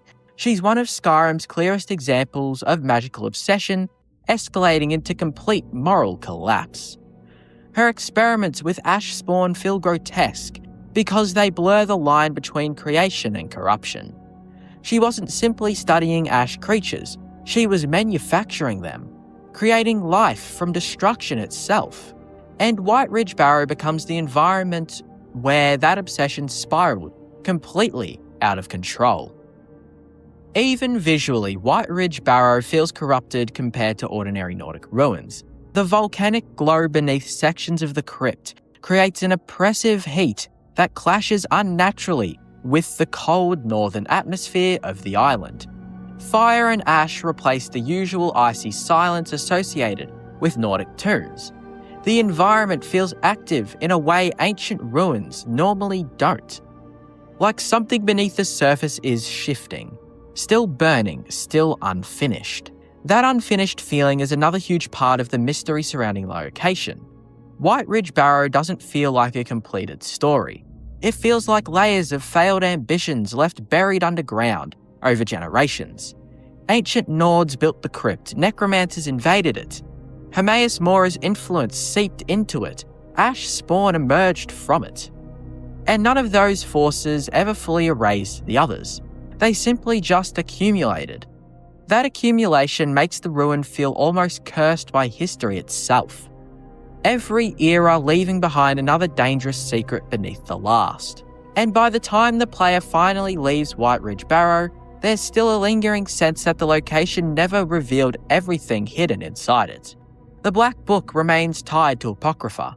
The Ash Spawn still exists. The deeper origins of the ruin remain unclear. Even after clearing the dungeon mechanically, the place still feels unresolved conceptually, like there are still unanswered questions buried somewhere beneath the ash and stone. That's what ultimately makes White Ridge Barrow one of the most mysterious and dangerous places in Skyrim. Not just the enemies, not just the hidden experiments, but the feeling that the ruin itself became unstable after centuries of forbidden knowledge, ancient death and unnatural power colliding underground. A place where history, magic and corruption layered over each other until nobody, not even the player, could eventually fully separate where one horror ended and the next began. High Hrothgar is one of the most recognisable locations in Skyrim, but at the same time it's also one of the most concealed. Not hidden in a traditional sense, everyone knows it exists, but hidden through distance, isolation and the sheer effort required to reach it. It sits at the top of the throat of the world, separated from the rest of Skyrim not by walls or secrecy, but by scale. The mountain itself acts as a barrier, making the monastery feel removed from normal life long before you ever arrive there. And that separation is what gives High Hrothgar its hidden quality. It's not a place you casually pass through, you have to commit to reaching it. That journey is a huge part of what makes the location feel concealed. The 7,000 steps aren't just a path, they're a process. As you climb higher, the rest of Skyrim begins to fall away behind you. Settlements disappear in the distance, the environment becomes harsher, and the world starts to feel quieter. There's a gradual sense of disconnection that builds with every step upward. By the time you're halfway there, it already feels like you've left the normal world behind. And the game reinforces that feeling constantly. The weather shifts, the air grows colder, the soundscape changes from movement and activity to wind and silence. Even the encounters along the way contribute to this separation. Frost trolls, wolves, and the occasional dragon don't just serve as enemies. They reinforce the idea that this path is difficult to reach on purpose. High Hrothgar isn't hidden behind a secret entrance or illusionary wall. It's hidden behind endurance. You have to earn access to it. That alone makes it feel different from most locations in Skyrim. Cities are designed to draw you in. Ruins are scattered naturally across the landscape. But High Hrothgar feels deliberately removed, positioned in a way that keeps it detached from everything below. And because of that, arriving there feels less like discovering a building and more like reaching a threshold. The monastery itself amplifies this feeling immediately. The architecture is simple, ancient, and restrained, lacking the grandeur you might expect from a place so important. There are no large banners, no signs of wealth or power, nothing designed to impress outsiders. Instead, everything feels stripped down to purpose. Stone walls, sparse interiors, quiet halls. It doesn't feel like a place built to be seen. It feels like a place built to be left alone. That quietness becomes one of the defining aspects of High Hrothgar. Unlike nearly every other major location in Skyrim, there's very little movement or activity. The Greybeards rarely speak, and when they do, every word feels deliberate. Conversations aren't casual. They're measured, restrained, almost ceremonial.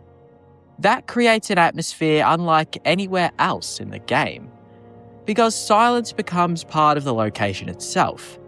And in a game filled with noise, combat, politics, movement, constant interaction, that silence feels unnatural at first. The monastery doesn't encourage exploration in the usual sense. There aren't distractions pulling your attention in different directions. Instead, it forces you to slow down, to focus on the environment and the people within it. That restraint is what makes High Hrothgar feel so concealed. It isn't trying to engage with the outside world. In fact, the Greybeards actively separate themselves from it. They live above Skyrim both physically and symbolically, detached from politics, conflict, and everyday life. Even though they possess immense power through the voice, they choose isolation over influence. And that choice is important, because it means High Hrothgar isn't hidden due to weakness or obscurity. It's hidden through intention. The Greybeards want separation. They literally maintain it. Everything about the location reinforces that philosophy. The climb discourages casual visitors. The environment discourages comfort. The people discourage unnecessary interaction. There's a sense that the monastery exists outside the normal flow of the world, preserved in a state that hasn't changed much over time. And that preservation creates a strange contrast with the rest of Skyrim. Below the mountain, the province is chaotic. Civil war divides the holds, dragons return to the skies, political tensions constantly shift. But High Hrothgar remains still, removed, untouched in a way that almost feels impossible, given everything happening around it. That stillness can feel comforting at first, but the longer you think about it, the stranger it becomes. Because High Hrothgar isn't disconnected due to distance alone, it's also disconnected by design. The Greybeards know what's happening in Skyrim. They understand the significance of events unfolding below them, and yet they remain apart from it all, choosing contemplation over intervention. That decision creates a subtle tension around the location.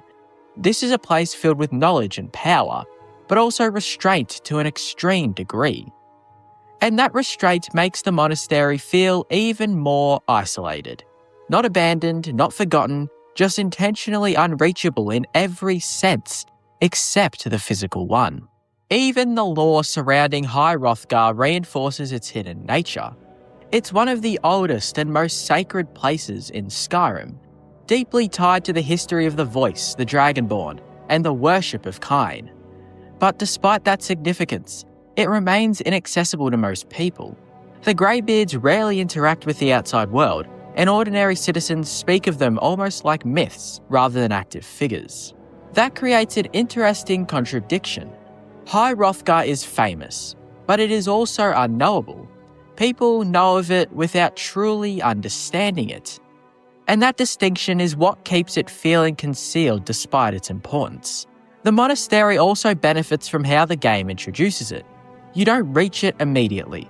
The story builds toward it gradually, treating the location as something distant and significant long before you ever see it. By the time you finally make the climb after killing your first dragon, the anticipation itself contributes to the feeling that you're entering somewhere separate from the rest of the world.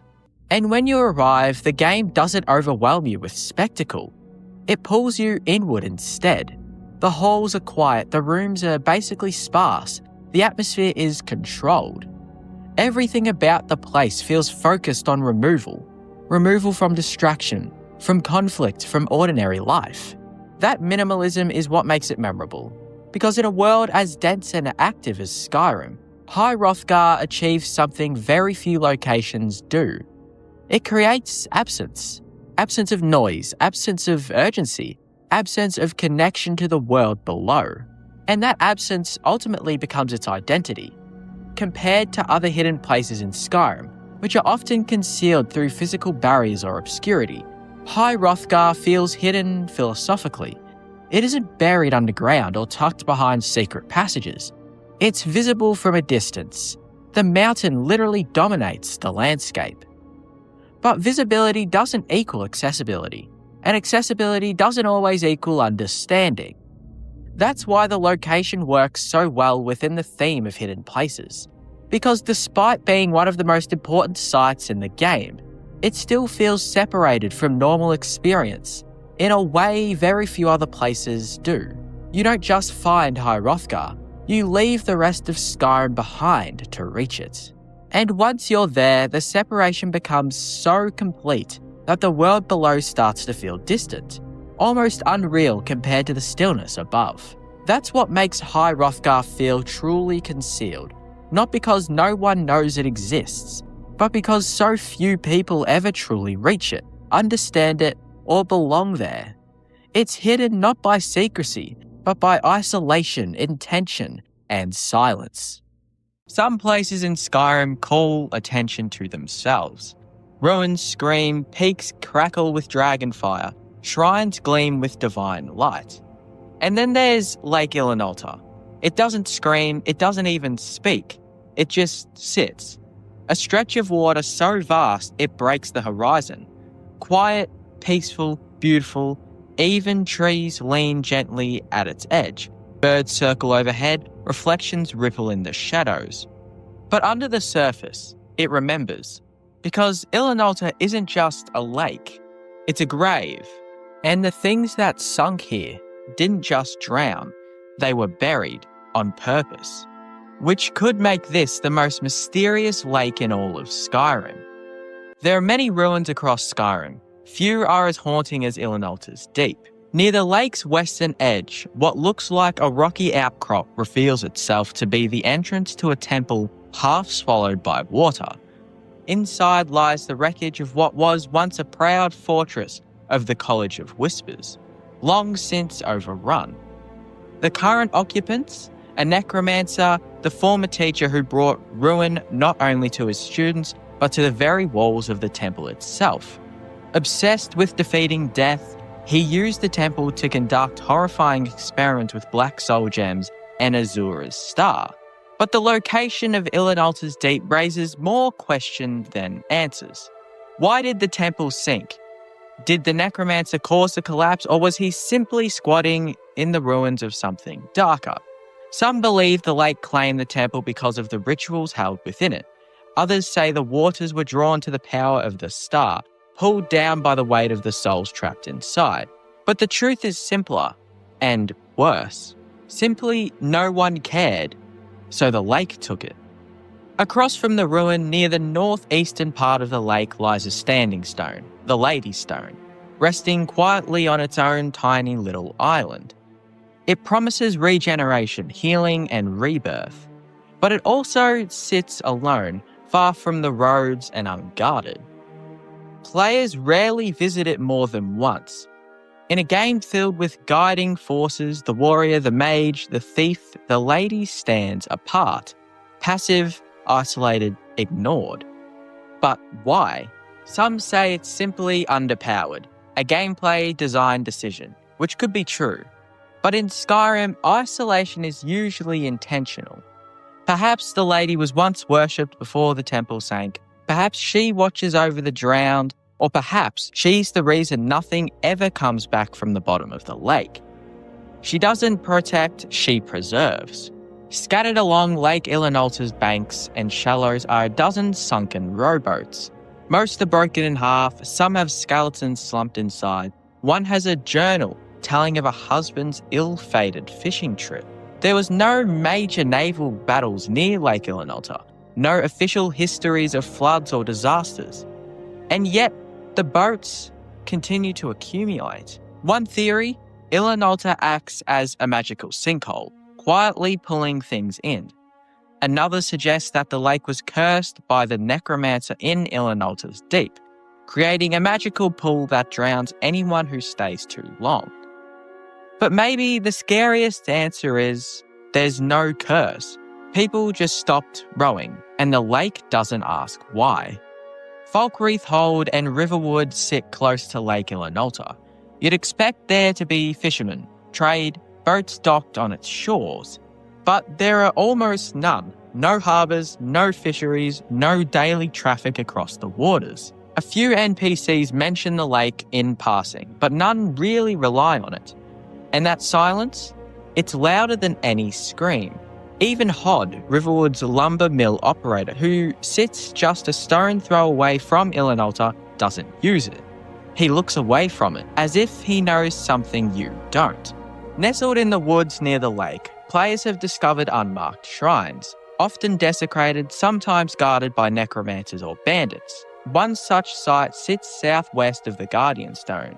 Just 100 metres from the lake's edge, a necromancer patrols it, bones litter the altar. These shrines aren't connected to quests, they don't offer blessings, there's no lore associated with them in books or dialogue, but they all share a common trait. They're close to the water, which suggests something chilling. Lake Ilinalta doesn't just draw people in, it draws power. And maybe what it gives back isn't whole. In the quest The Black Star, we learn that Malin, once a respected mage, retreated to Ilinalta's Deep to perform his soul experiments. The College of Winterhold never speaks of him. Not even Nalakar, who sends you to investigate says much about Malin's past. His name has even been stripped from history. But why did he choose Ilinalta? Why not a Dwemer ruin, a barrow, or even a hidden cave? The answer may be practical, proximity, isolation, but the answer may also be ritualistic. The waters of Ilinalta are still, deep, and ancient. And if you were going to bind souls, you'd want the world to forget where you did it, and water covers all sins, and Ilinalta never gives them back. Beneath the lake's surface are chests, weapons, and ruins, placed without any direct narrative reason. You can dive into the shallows and find helmets, coins, and bones. No enemies spawn there except for a few fishes, no quests lead you underwater, and no one talks about what's down there. That's what makes it chilling. Because Skyrim's design is rarely this empty on accident. If something is underwater, it was placed. And if it was placed, it means someone, somewhere, thought it belonged at the bottom. Exactly like the treasure map that leads you to the bottom of the lake where you find a chest. The lake didn't just drown bodies, it hid memories as well. Lake Ilinalta also plays a role in mods and cut content tied to Oblivion Gates and Daedric incursions. Players have speculated that it was once meant to be a gateway site, a place where Daedric magic pulled after the Oblivion Crisis. Though the game never confirms this, the repetition of necromantic activity, the sunken shrines, and the haunted silence all point to a history that's been intentionally removed. Skyrim doesn't rewrite history, it just drowns it. There are no bard songs about Lake Ilinalta, no tales in taverns, no epic poems of the sunken ship or heroic saves. Other places in Skyrim, like Riften's canals or Solitude's sea, have stories. Ilinalta has nothing, just a blank spot on the map. And maybe that's what makes it more terrifying than any haunted ruin. Because it's not forgotten, it's just ignored. And the people of Skyrim have learned not to speak of what sinks there. Skyrim is a land of stone and blood, of ruin and fire, but Lake Ilinalta is different. It doesn't shout, it doesn't whisper, it waits. It lets you forget what you saw. It lets you think it was a pretty view. It lets you move on. But it never really does. Because the things buried here, they weren't really meant to be found, and they weren't meant to stay dead either. They were meant to sink, to stay silent, just like the lake that holds them, making this the most mysterious lake in all of Skyrim. Everyone in Skyrim knows about the many ancient ruins that can be found on the map. They sit atop mountains half buried in snow. They cling to cliff edges, hiding behind waterfalls. They wait in silence long after people who built them are dust. Some of these ruins are tied to quests. Some offer rewards. Some reveal clear history. But then there are others, places that exist without some kind of clear explanation, that kind of whisper rather than speak, that reward your curiosity not with treasures, but with questions. These are the places that leave you unsettled, that feel like they shouldn't have been uncovered, or like they're still waiting for something. And some are more mysterious than others. From the outside, Kagranzal seems like a small Dwemer ruin in a big building, but inside it becomes something else entirely. At first, it's quiet. A single room. In the center, a glowing orb floats above a pedestal. You're told absolutely nothing. There are no enemies, no journals, just the sound of gears and the hum of Dwemer magic. However, surrounding the orb are 3 dead bandits who have clearly had a tough time with it. But if you activate the orb, it pulses. Then the lights go dark and the floor vanishes beneath you. Suddenly you're falling hundreds of feet into a massive hidden cavern deep below the mountains. An underground lake stretches out before you, and on the far banks, Falmer wait. It's a trap. But why? The Elder Scrolls Online may offer a clue. In this, Kagranzal appears again, and the lore there suggests it was a Dwemer observatory constructed to detect incoming threats through visual and sonic projection. The glowing orb, a possible remnant of that mechanism, a magical bait system designed to lure intruders and send them plummeting into a kill zone. The Falmer didn't build this, but they found it. And now they live there, infesting the caverns like roaches in a collapsed vault. The Dwemer are long gone, but their trap still works. Yungol Barrow isn't a quest destination, unless you're specifically sent for Yungol's helmet. But once you enter, the game does change. Almost immediately, you're followed by blue glowing orbs. They flicker behind pillars, drift beside your character, follow you without explanation. They never attack, they never speak, they're just there. Some players can even miss them entirely. Others say they only appear under specific conditions. The game doesn't really log them, no enemies are tied to them, and even when you reach the end, facing Yungol's skeletal remains, they simply vanish. So what are they? The best clue lies in a book, Yungol and the Sea Ghosts. It describes the son of Yungol perishing on a sea voyage, dragged to the ocean floor by spectral forces. The glowing lights may be the spirit of his crew, or some form of ancient Nord death guardians. Yungol's tomb is protected by something. We just don't know what. However, no priest stands to watch, no dragger hold the gate, only these lights. Even though some say they're sea ghosts, some also say they're memories, and that makes them one of Skyrim's most elegant mysteries. Most dungeons in Skyrim have a door, but the Sightless Pit has a drop, and a massive one for that matter. Once you enter, you fall. There's no way back. You spiral down through dark Falmer tunnels, winding into the earth in a helix of rot and ice. But the name is fitting for what it's worth. It does feel designed to disorient and trap. The architecture becomes more twisted the deeper you go. Stone becomes fungus. Hallways turn into ribcage-like corridors.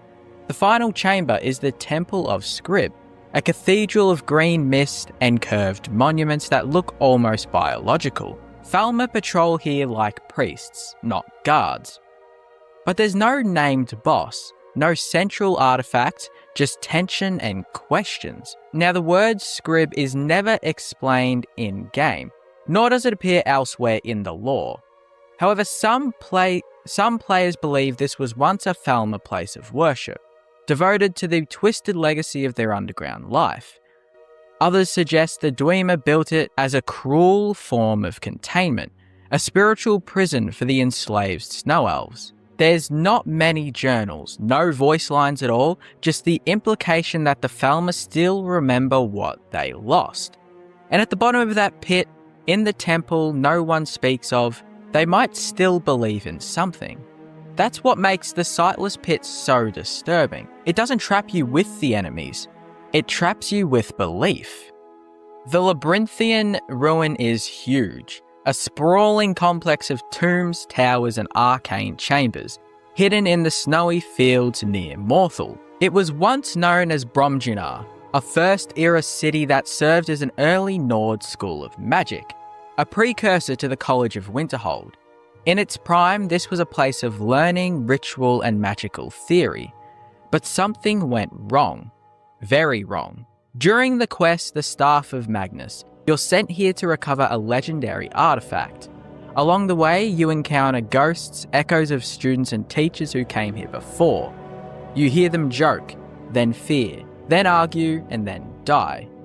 They came to retrieve the Staff of Magnus as well, but found something far worse. Morokai, a dragon priest of terrifying power, sealed in a magical barrier powered by the students themselves. They chose imprisonment over destruction, and for centuries they succeed. There's little written record about Morokai's past, no grand legend, no inscription, only the prison. That's what makes it so strange. They didn't just fight, they built a containment system strong enough to hold a being that predates written history. But why? Why this ruin? Why this staff? And why a city of mages whose name no one remembers? Labyrinthian doesn't really tell you, but the silence says enough. Some magic wasn't meant to be studied, and some ruins weren't meant to be reopened. Avenchensel is the kind of ruin that doesn't speak through enemies or books. It speaks through ghosts. As soon as you enter, you see the first one, a ghostly Argonian, walking with her old expedition crew. They speak, joke, plan. They're echoes of a doomed mission, visions of the past played out in real time. As you follow them through the ruin, their mood kind of shifts. Excitement turns into fear, trust fractures, and by the time you reach the final chamber, their voices are gone. The story connects to a quest involving the Dwemer lexicon, which from deepest fathoms begs you to return. She speaks in riddles, clearly touched by something the lexicon showed her. This artifact, possibly tied to Hermarchus Mora, seems to hold forbidden knowledge. And the further the expedition carried it, the worse things became. There's no boss, no villain, no treasure beyond the lexicon. But the walls themselves hum with an unseen presence. Was the lexicon cursed? Or did the Dwemer build Avenchensel to house something else? Something no one should ever carry? These places aren't just dungeons. They're questions. Unfinished thoughts left by developers who seem to know exactly how much to show. And exactly how much to keep hidden. They give you whispers, ghosts, orbs, rooms that feel older than the 9 Divines, lore that spans into the Elder Scrolls Online, because not every mystery needs solving. Sometimes it's more powerful when it's just there. Some places in Skyrim are loud. Their stories spill out the moment you step across the threshold. Bandits yell, necromancers chant, dragons scream from mountaintops and leave scorch trails behind them. And then there are quieter places. Places that aren't hidden but still feel unseen. Places where things don't quite add up. Where the land remembers something that the people may have forgotten. Where history hums under your feet but no one speaks about it. Roekstead is one of those places. You'll find it to the west of Whiterun, past the river and the ridges nestled in the Golden Plains. It has an inn, a few farms and some familiar names. There are even a couple of quests, if you happen to meet the right people. It looks just like another dot on the map, but stay a little longer, listen a little closer, because the longer you stand in Roekstead, the stranger it starts to feel, and the more you'll wonder what's really going on here. Roekstead appears ordinary at first glance. A cluster of homes, a small inn, a few NPCs tending to crops and livestock. It's the kind of place you might ride past on your way to Markarth, barely noticing it exists at all. And Skyrim doesn't mind if you ignore it. The game offers no formal reason to stop here, only for a quest. No guild sends you here, the town is content to remain on the fringe, both geographically and narratively. But that absence, the narrative silence, is exactly why people have been talking about Roekstead for years. Because despite its unassuming nature, the deeper you dig, the stranger it becomes. The town takes its name from Roek, a former Imperial soldier who says he purchased the land and turned it from barren waste into fertile fields. According to the UESP, Roek fought in the Great War, was injured and healed by his friend. After the war, the two of them settled here. Simple enough, right? Except Roekstead is ancient. It's mentioned in the bard's song Ragnar the Red, a traditional ballad that predates the events of Skyrim by generations. Even more strangely, the town is referenced in 2 much older texts as well, with one of them being the Atlas of Dragons. The former refers to Roeksteading in the first era thousands of years ago, and yet Roek is alive, healthy, and just here.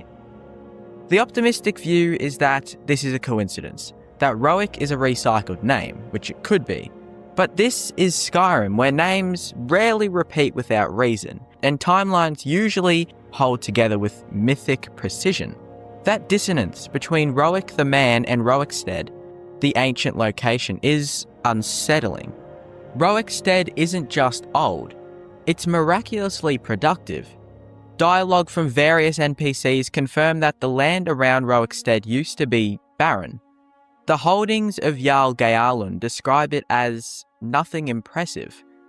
Yet somehow, it's the most fertile farmland in all of the Whiterun hold. One NPC even jokes that Roickstead could start exporting its soil. Farming is also rarely mentioned outside of Roickstead, and nowhere else in the game boasts this kind of prosperity. How did a town with no known blessings, no special location, no divine favour, and no apparent irrigation suddenly bloom into the headbasket of the region? Magic, maybe? Alchemy? Or perhaps a pact? When you step into the homes of Roickstead's residents, you'll find some strange things. Soul gems are placed on shelves and tables, which are odd trinkets for simple farmers, right? In Roick's Manor, a copy of the book Spirit of the Daedra sits unguarded. There are no obvious mages living in the town, no alchemists and no temples. So why the magic paraphernalia? There's also an odd conversation with Roick's daughter, in some playthroughs depending on schedules. She speaks to a man who speaks quietly of magic. He warns the girl not to tell the others. It's a moment that can easily be missed, but when paired with the Daedric book, the soul gems, and the uncanny prosperity of the town, it begins to look a lot less like coincidence and more like remnants of something kept hidden. If you've ever played Skyrim even once, you remember Lockyer.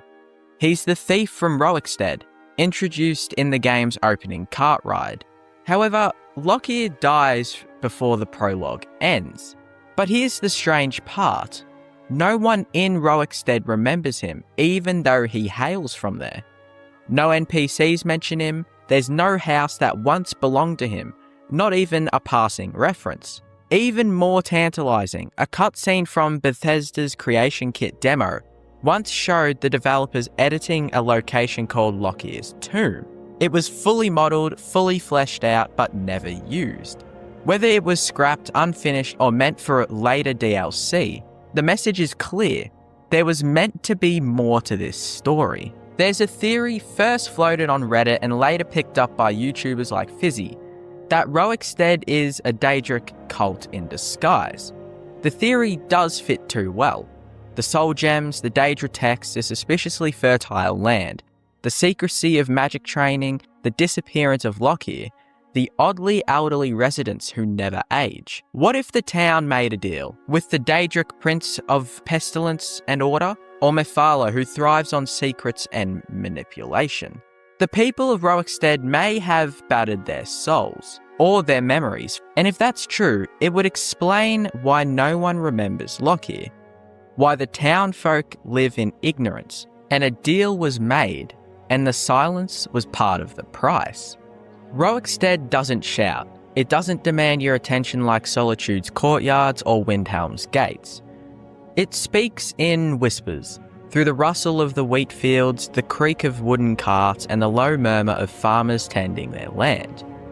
The inn is calm, the streets are empty, even the people speak as if they're trying not to wake something ancient beneath the soil.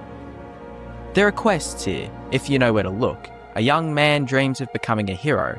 A few deliveries pass through the village, but none of it breaks the spell.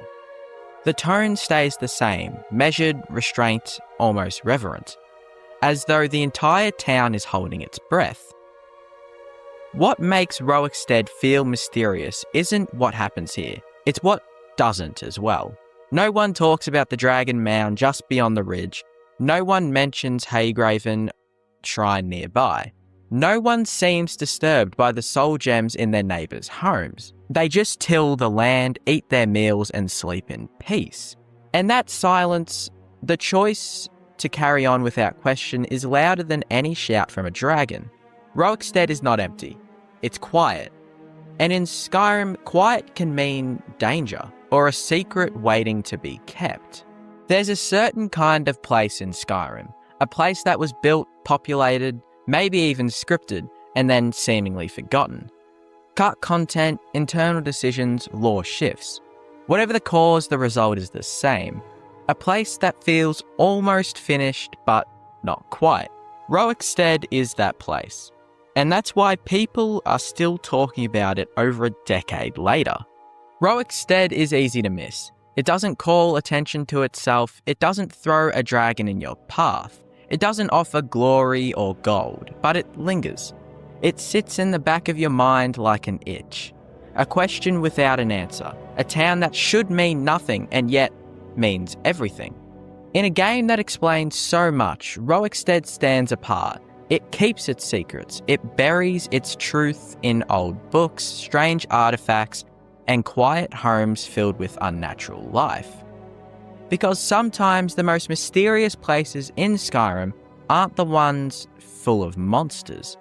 They're the ones that just sit there, smiling, pretending that they're normal, when everything around them says otherwise.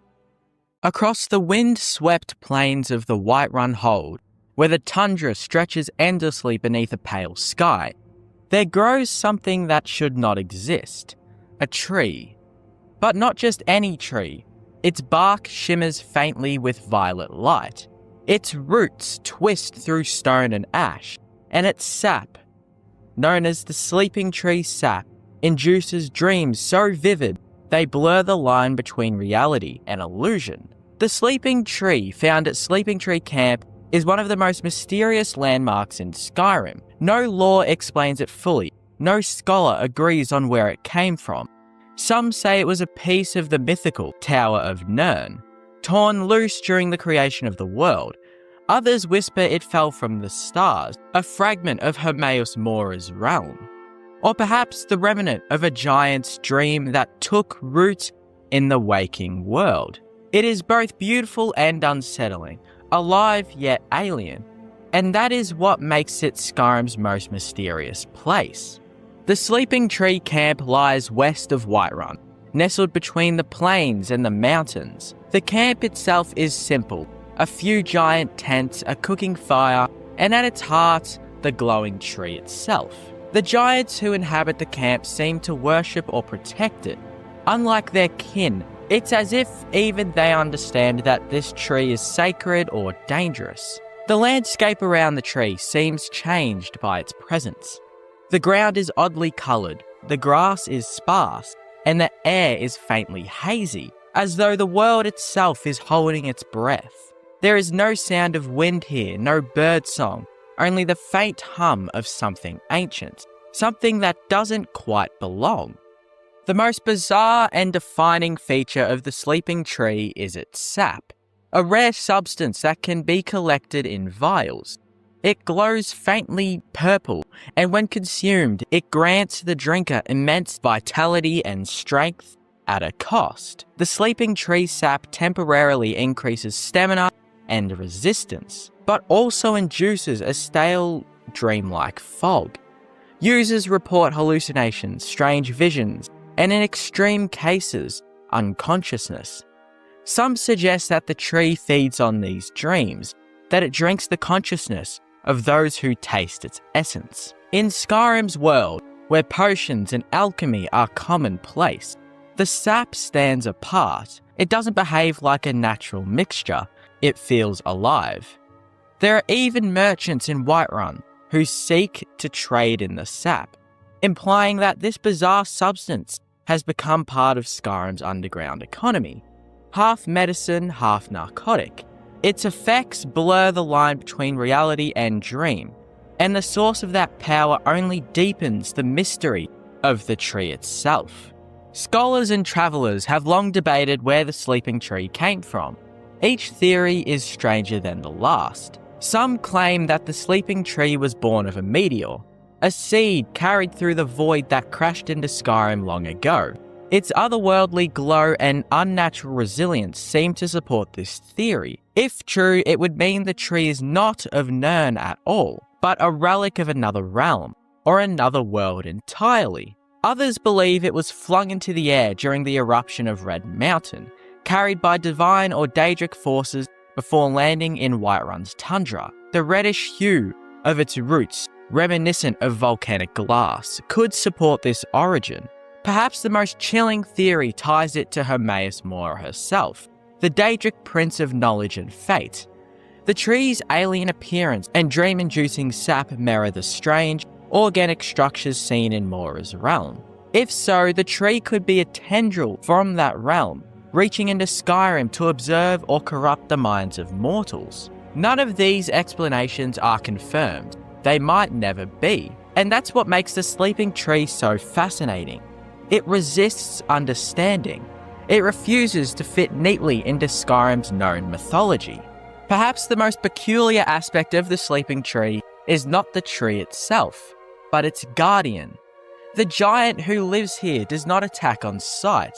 This is almost unheard of in Skyrim, where giants fiercely protect their mammoths and territory. But if you do get too close, just be wary that you will be sent into the sky like I did. Yet at the sleeping tree they are calm. Some travelers believe these giants are dream-bound, enslaved by the tree's sap.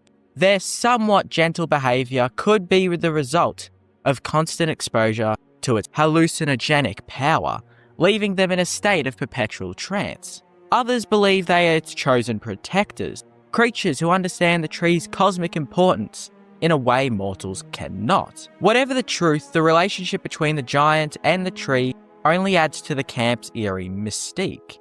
It is a place of peace, yes, but peace of a strange, unnatural kind. In Whiterun, you may encounter Ysolda, an ambitious trader with dreams of independence. She asks the Dragonborn to collect sleeping tree sap for her, implying that she already has connections to its distribution. Her request opens a window into an unsettling truth. The sap is not just a curiosity, it's a commodity. If she is willing to buy it, that means someone is selling it. Somewhere in Skyrim there exists a quiet trade in the sap, its users chasing the vivid dreams it induces. In a land of hardship, perhaps they see those dreams as an escape. This commercialization of something so alien, so potentially dangerous, is deeply Skyrim in spirit. It reflects the world's indifference to mystery, how wonder and horror alike are reduced to trade goods and coin. The sleeping tree, then, is not just bizarre in its existence, it's bizarre in how casually the world accepts it. The very name sleeping tree implies a state between wakefulness and unconsciousness, a threshold. Some mages speculate that the tree acts as a conduit between Nirn and the dreams of Aetherius. Perhaps those who drink its sap enter not mere hallucinations, but glimpses of another plane of existence. There are whispers of travellers who fell asleep beneath its roots and never woke up again. Others awoke days later, speaking of vast forests of light, endless skies, and the voice of a great tree, whispering in a language no mortal tongue could speak. If true, this makes the sleeping tree not just a plant, but a living portal, one that connects Skyrim's physical world with its spiritual or cosmic dimensions. And if it is dreaming, then perhaps in some strange way, all of Skyrim dreams with it as well. It's ironic that Skyrim's most bizarre phenomenon lies so close to its most familiar city. Whiterun, the heart of trade and politics, stands as a symbol of normalness in Skyrim. Its walls are safe, its people proud, its leadership stable compared to the chaos elsewhere. Yet just beyond these walls, in the plains where mammoths wander, grows a tree that defies all natural law. It's as though the two coexist in deliberate contrast. Whiterun represents the mortal world, stable, rational, and civilized, while the sleeping tree embodies the cosmic and unknowable. Every day, merchants, soldiers, and travellers pass within sight of its faint purple glow, never questioning its presence. It is the bizarre hiding in plain sight. The sleeping tree is one of Skyrim's greatest enigmas, a living contradiction that blurs the line between plant, god, and dream. It stands in quiet defiance of explanation, its roots sunk deep into the bones of the world, its branches reaching towards something beyond mortal comprehension. In a land defined by war and prophecy, it reminds us that not all mysteries can be solved, and not all beauty is meant to be understood. Maybe the tree really does dream, and maybe when we stand beneath it, we dream with it. Whatever its truth, the sleeping tree remains Skyrim's most mysterious and bizarre place, an alien heart beating quietly beneath the open sky, whispering to anyone who dares listen that the world of men is smaller, stranger, and far more magical than they will ever know. In the far northern reaches of Skyrim, nestled between frost-bitten cliffs and blizzards that never rest, lies a place few known, and even fewer survive.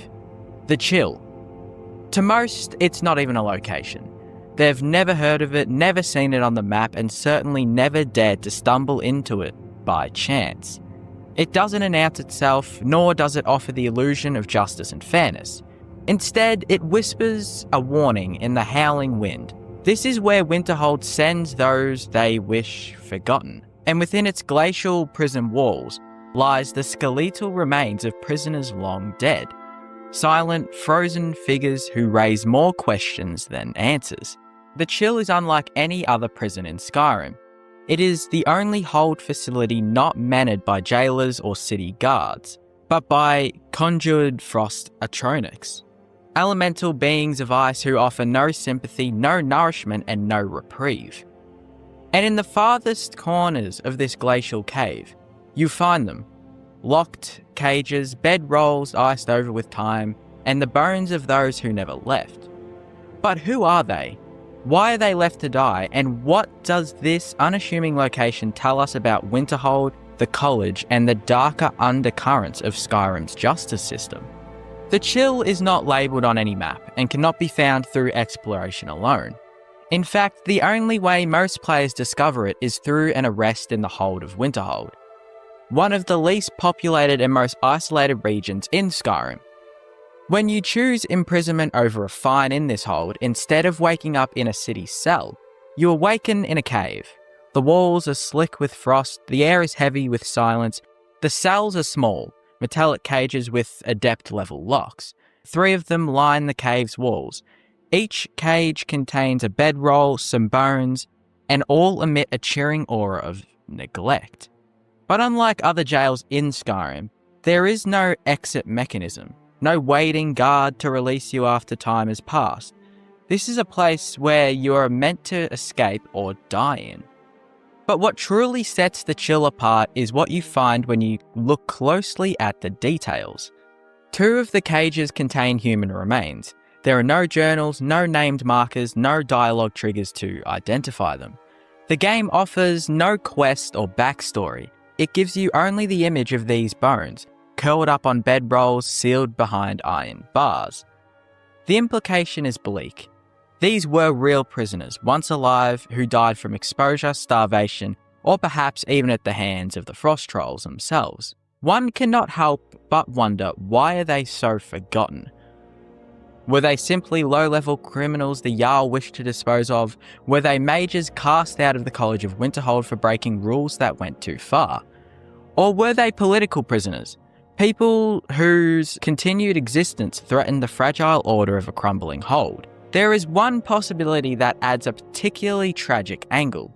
The college has a dark history. Members involved in necromancy, Daedric worship, and magical incidents have vanished with little explanation. These skeletal remains may be proof of those stories, evidence that the college doesn't exile its most dangerous members to the wilds, but locks them away in the Chill, where their mistakes can be quietly erased. While every other hold in Skyrim uses guards and jailers to maintain order, Winterhold relies on the frost trolls, summoned ice elementals. This is more than a mere aesthetic choice. It's emblematic of how Winterhold views its prisoners, not as citizens who've broken the law, but as expendables. People unworthy of even basic human dignity. These frost atronarchs don't feed, speak, or care. They won't hesitate to kill a prisoner attempting to escape. and their cold, mindless efficiency makes them the perfect tools for silent execution. If a prisoner were to die of starvation or illness, no guard would know. No reports would be filed, no one would ever visit the chill to retrieve their body. This system absolves any human of moral responsibility. It allows the authorities of Winterhold, whether the Jarl or the college, to maintain plausible deniability. The chill operates like a machine, and the Frost Atronachs are its gears. Players have speculated wildly over the years about who the skeletons in the chill may have been. Some theorists suggest that they could be remnants of the Great Collapse, the mysterious cataclysm that destroyed much of Winterhold and left the city in ruins. Perhaps in the chaos, the Jarl's court turned to the cruel punishments to maintain control. Others think the bones could belong to mages who dabbled in Daedric rituals or Black Soul gem magic, criminal acts even in the arcane lenient halls of the college. Reddit and the Elder Scrolls forums have pointed to possible connections with the Sigic Order or the remnants of the Mythic Dawn, hiding in plain sight and eliminated when discovered. Still, others believe the prisoners may not be criminals at all, but scapegoats. People who knew too much about the college's experiments, or who bore witness to things the Jarl's court wanted buried. There's also the uncanny silence about the chill in-game. No NPC mentions it, not even the guards or mages. You only hear about it when you're going to jail. It's almost as if everyone in Winterhold is pretending it doesn't exist. This kind of narrative omission is pretty rare in Skyrim, and often a signal that something darker lurks beneath the surface. The use of magic for containment and execution is a theme deeply ingrained in Skyrim's lore, but in the chill, that theme is taken to its coldest extreme. Unlike the Dwemer ruins, this isn't a mystical place meant to awe, it's meant to erase. Prisoners here aren't just locked away, they're deleted. No one comes looking for them and no one knows their names. It's a brutal metaphor for the unchecked power of Winterhold's institution. The Jarl, weakened and powerless, in a hold lost to time, may be clinging to order by any means. The college, unregulated and secretive, could be using the chill as a dumping ground for their mistakes. And that makes the skeletons more than just a set dressing. They are narrative relics, fossils of a system that no longer sees justice as rehabilitation, but as erasure. Skyrim is full of mysteries, but few are as quietly chilling as the chill. The prison offers no quests, no dialogue, no direct lore, but it tells a story all the same. Through its design, its silence, and the forgotten bones of the prisoners, it paints a picture of a hold struggling to maintain power, a college guarding its secrets, and a justice system that would rather you freeze in silence than be heard in defiance. The skeletons remain not just as relics of failed escapes or neglected prisoners, but as symbols of a broader truth in Skyrim. Sometimes the coldest places aren't just made of ice, they're made of indifference. And in the end, maybe that's the scariest mystery of all. Because even in Skyrim, it's very rare to see something as neglected as this. Some places in Skyrim demand your attention. You see them glowing on the compass, quest markers drag you towards them, dialogue pushes you into their history. And then there are others, the ones that just kind of exist. You pass by them without knowing, maybe a dozen times, or maybe more. They're tucked between riverbanks, cliffs, or collapsed roads. Places so natural you think they're just empty. And then one day, you take the wrong path along the White River, southeast of Windhelm, and you hear it, a waterfall. You step behind the edge of it, expecting a cave or maybe just a dead-end pool. But instead, you find a door which leads to the abandoned prison. And after 13 years, I still think about what I found inside. The abandoned prison has no quests tied to it. No event sends you here, no bounty board, and no courier note. In fact, until the Anniversary Edition added a brief fishing creation and alternative start functionality, there was literally nothing pulling the player here. But it's fully modelled, fully voiced, and fully abandoned. Somewhat. Cells, skeletons, a crumbling hallway system, a mess hall, quad quarters, all the things you'd expect from an official prison facility. But no name, no official history, and no memory. It feels like it was just turned off, as if the Empire simply forgot about it, or chose to. As soon as you enter, you noticed what caused the ruin. Water. Torrents of it, pouring through cracked ceilings and corroded stone. The White River flows into the prison, breaking the walls, pooling at your feet, and cutting off some corridors entirely. This was not an attack. It was time. And the prison didn't die in flames, it drowned. Furniture floats, cell doors hang from broken hinges. There are signs of a hasty evacuation, but not a complete one. Because bodies still remain, and they're not all in their cells. Most dungeons in Skyrim follow a clear path. You find enemies, you fight through it, and then you loot. The abandoned prison follows something more subtle and much more disturbing. The guards are still here, skeletons in full Imperial armor, sprawled near collapsed beams, one even hanging off a stairway, with its sword still drawn. Some tried to escape, but some didn't make it. There are signs of conflict, but not war, and just desperation. Something happened here, something fast, maybe a collapse, maybe the flood, and the Empire. They didn't clean it up. They left it. Or perhaps they were never allowed back in. In the lower section of the prison, if you look carefully, you'll find two documents. A guard's note describing rising water levels and damaged infrastructure, and a prisoner's journal smuggled out through a crack in the wall, detailing the last days of incarceration. The guard is worried, but focused, and the prisoner is terrified. They describe guards abandoning posts, confusion in the halls, water seeping into the bunks, and then silence. There's no record of an evacuation order, no mention of outside reinforcements, just fear and then stillness. As if the prison sealed itself off, and as if the world moved on without it. Unlike places like the Chill, the abandoned prison doesn't have a defined cultural or political role. Not Dunmer, not Daedric, and not Stormcloak. There's no shrine, no racial banners, no inscriptions. Which raises a question. Who really built this?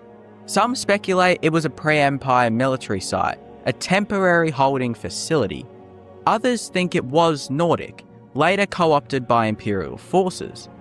The most compelling theory, however, is it was a secret Imperial site, never intended for the public, and used for prisoners the Empire didn't want associated with major cities, political dissidents, war deserters, witch hunts, and once it became unstable, it was sealed and forgotten by design.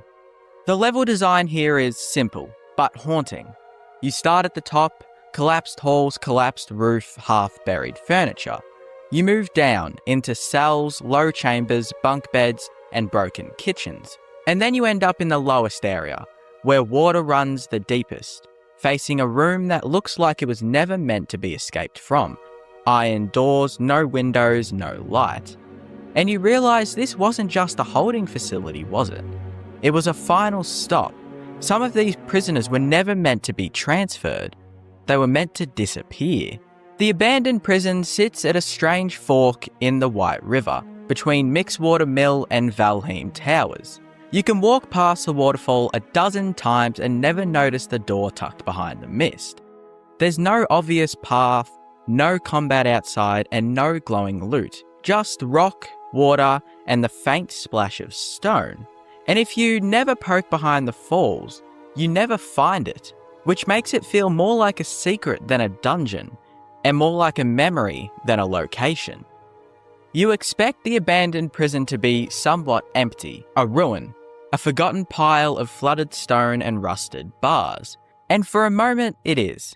But then the air kind of changes as you move deeper into the dungeon. A chill creeps in, deeper than the cold of the White River's spray. And as you step deeper into the lower levels, where water laps at your ankles and the torchlight flickers against the mildew-slick walls, you see them. The ghosts of the abandoned prison. flickering, semi-transparent forms. Their faces long gone, their bodies faded into grey mist, but their rage is very real. These aren't spirits drifting in mourning. They attack, silently, swiftly, with old iron weapons that should have rusted into the dust long ago. They moan in bursts of grief or fury, and when they vanish, they don't fall, they disperse, as if they've finally realised it's too late, that they're no longer alive. This kind of place is a place where lore enthusiasts love to break down. It's a ruin with no direct quest, documents you can miss, skeletons telling half the story, and environmental design that reveals secreted silence. The kind of location where every object matters. A knocked over chair, a cell that was locked but broken open, a table set with untouched food. It's more than storytelling, it's ghostwriting. And Bethesda left the pen right where you can find it, if you're paying attention. 13 years later, after my first playthrough of Skyrim, I still think about that waterfall, how quiet it was, how strange the prison felt inside, complete, deliberate, and utterly unspoken for. You can walk away from it, loot it, use it as a home base, or never return. But something about that space sticks with you. A jail where no one survived, a facility no one remembers, and a story that was buried not by war, but by water, time, and the game's refusal to explain itself. Some places in Skyrim want you to be a hero, but this one kind of just wants you to listen. What makes a place truly mysterious in Skyrim isn't just hidden lore or unanswered questions. It's the feeling that even after you've explored everything, something still doesn't fully make sense. These locations leave gaps on purpose. You find fragments of stories, strange details, ancient powers, and pieces of history that never completely connect together, no matter how close you look. And instead of giving clear answers, Skyrim often leaves players with implications, letting the atmosphere and the unknown do most of the work. That's why these places stay memorable for so long. Because mystery creates curiosity in a way straightforward storytelling can't. The less certain you are about what really happened somewhere, the more your mind keeps returning to it afterward. And Skyrim understands that perfectly. Some of the game's most fascinating locations aren't the ones with the biggest battles or the best rewards. They're the places that leave you unsettled, confused, and still searching for answers long after you've already left them behind.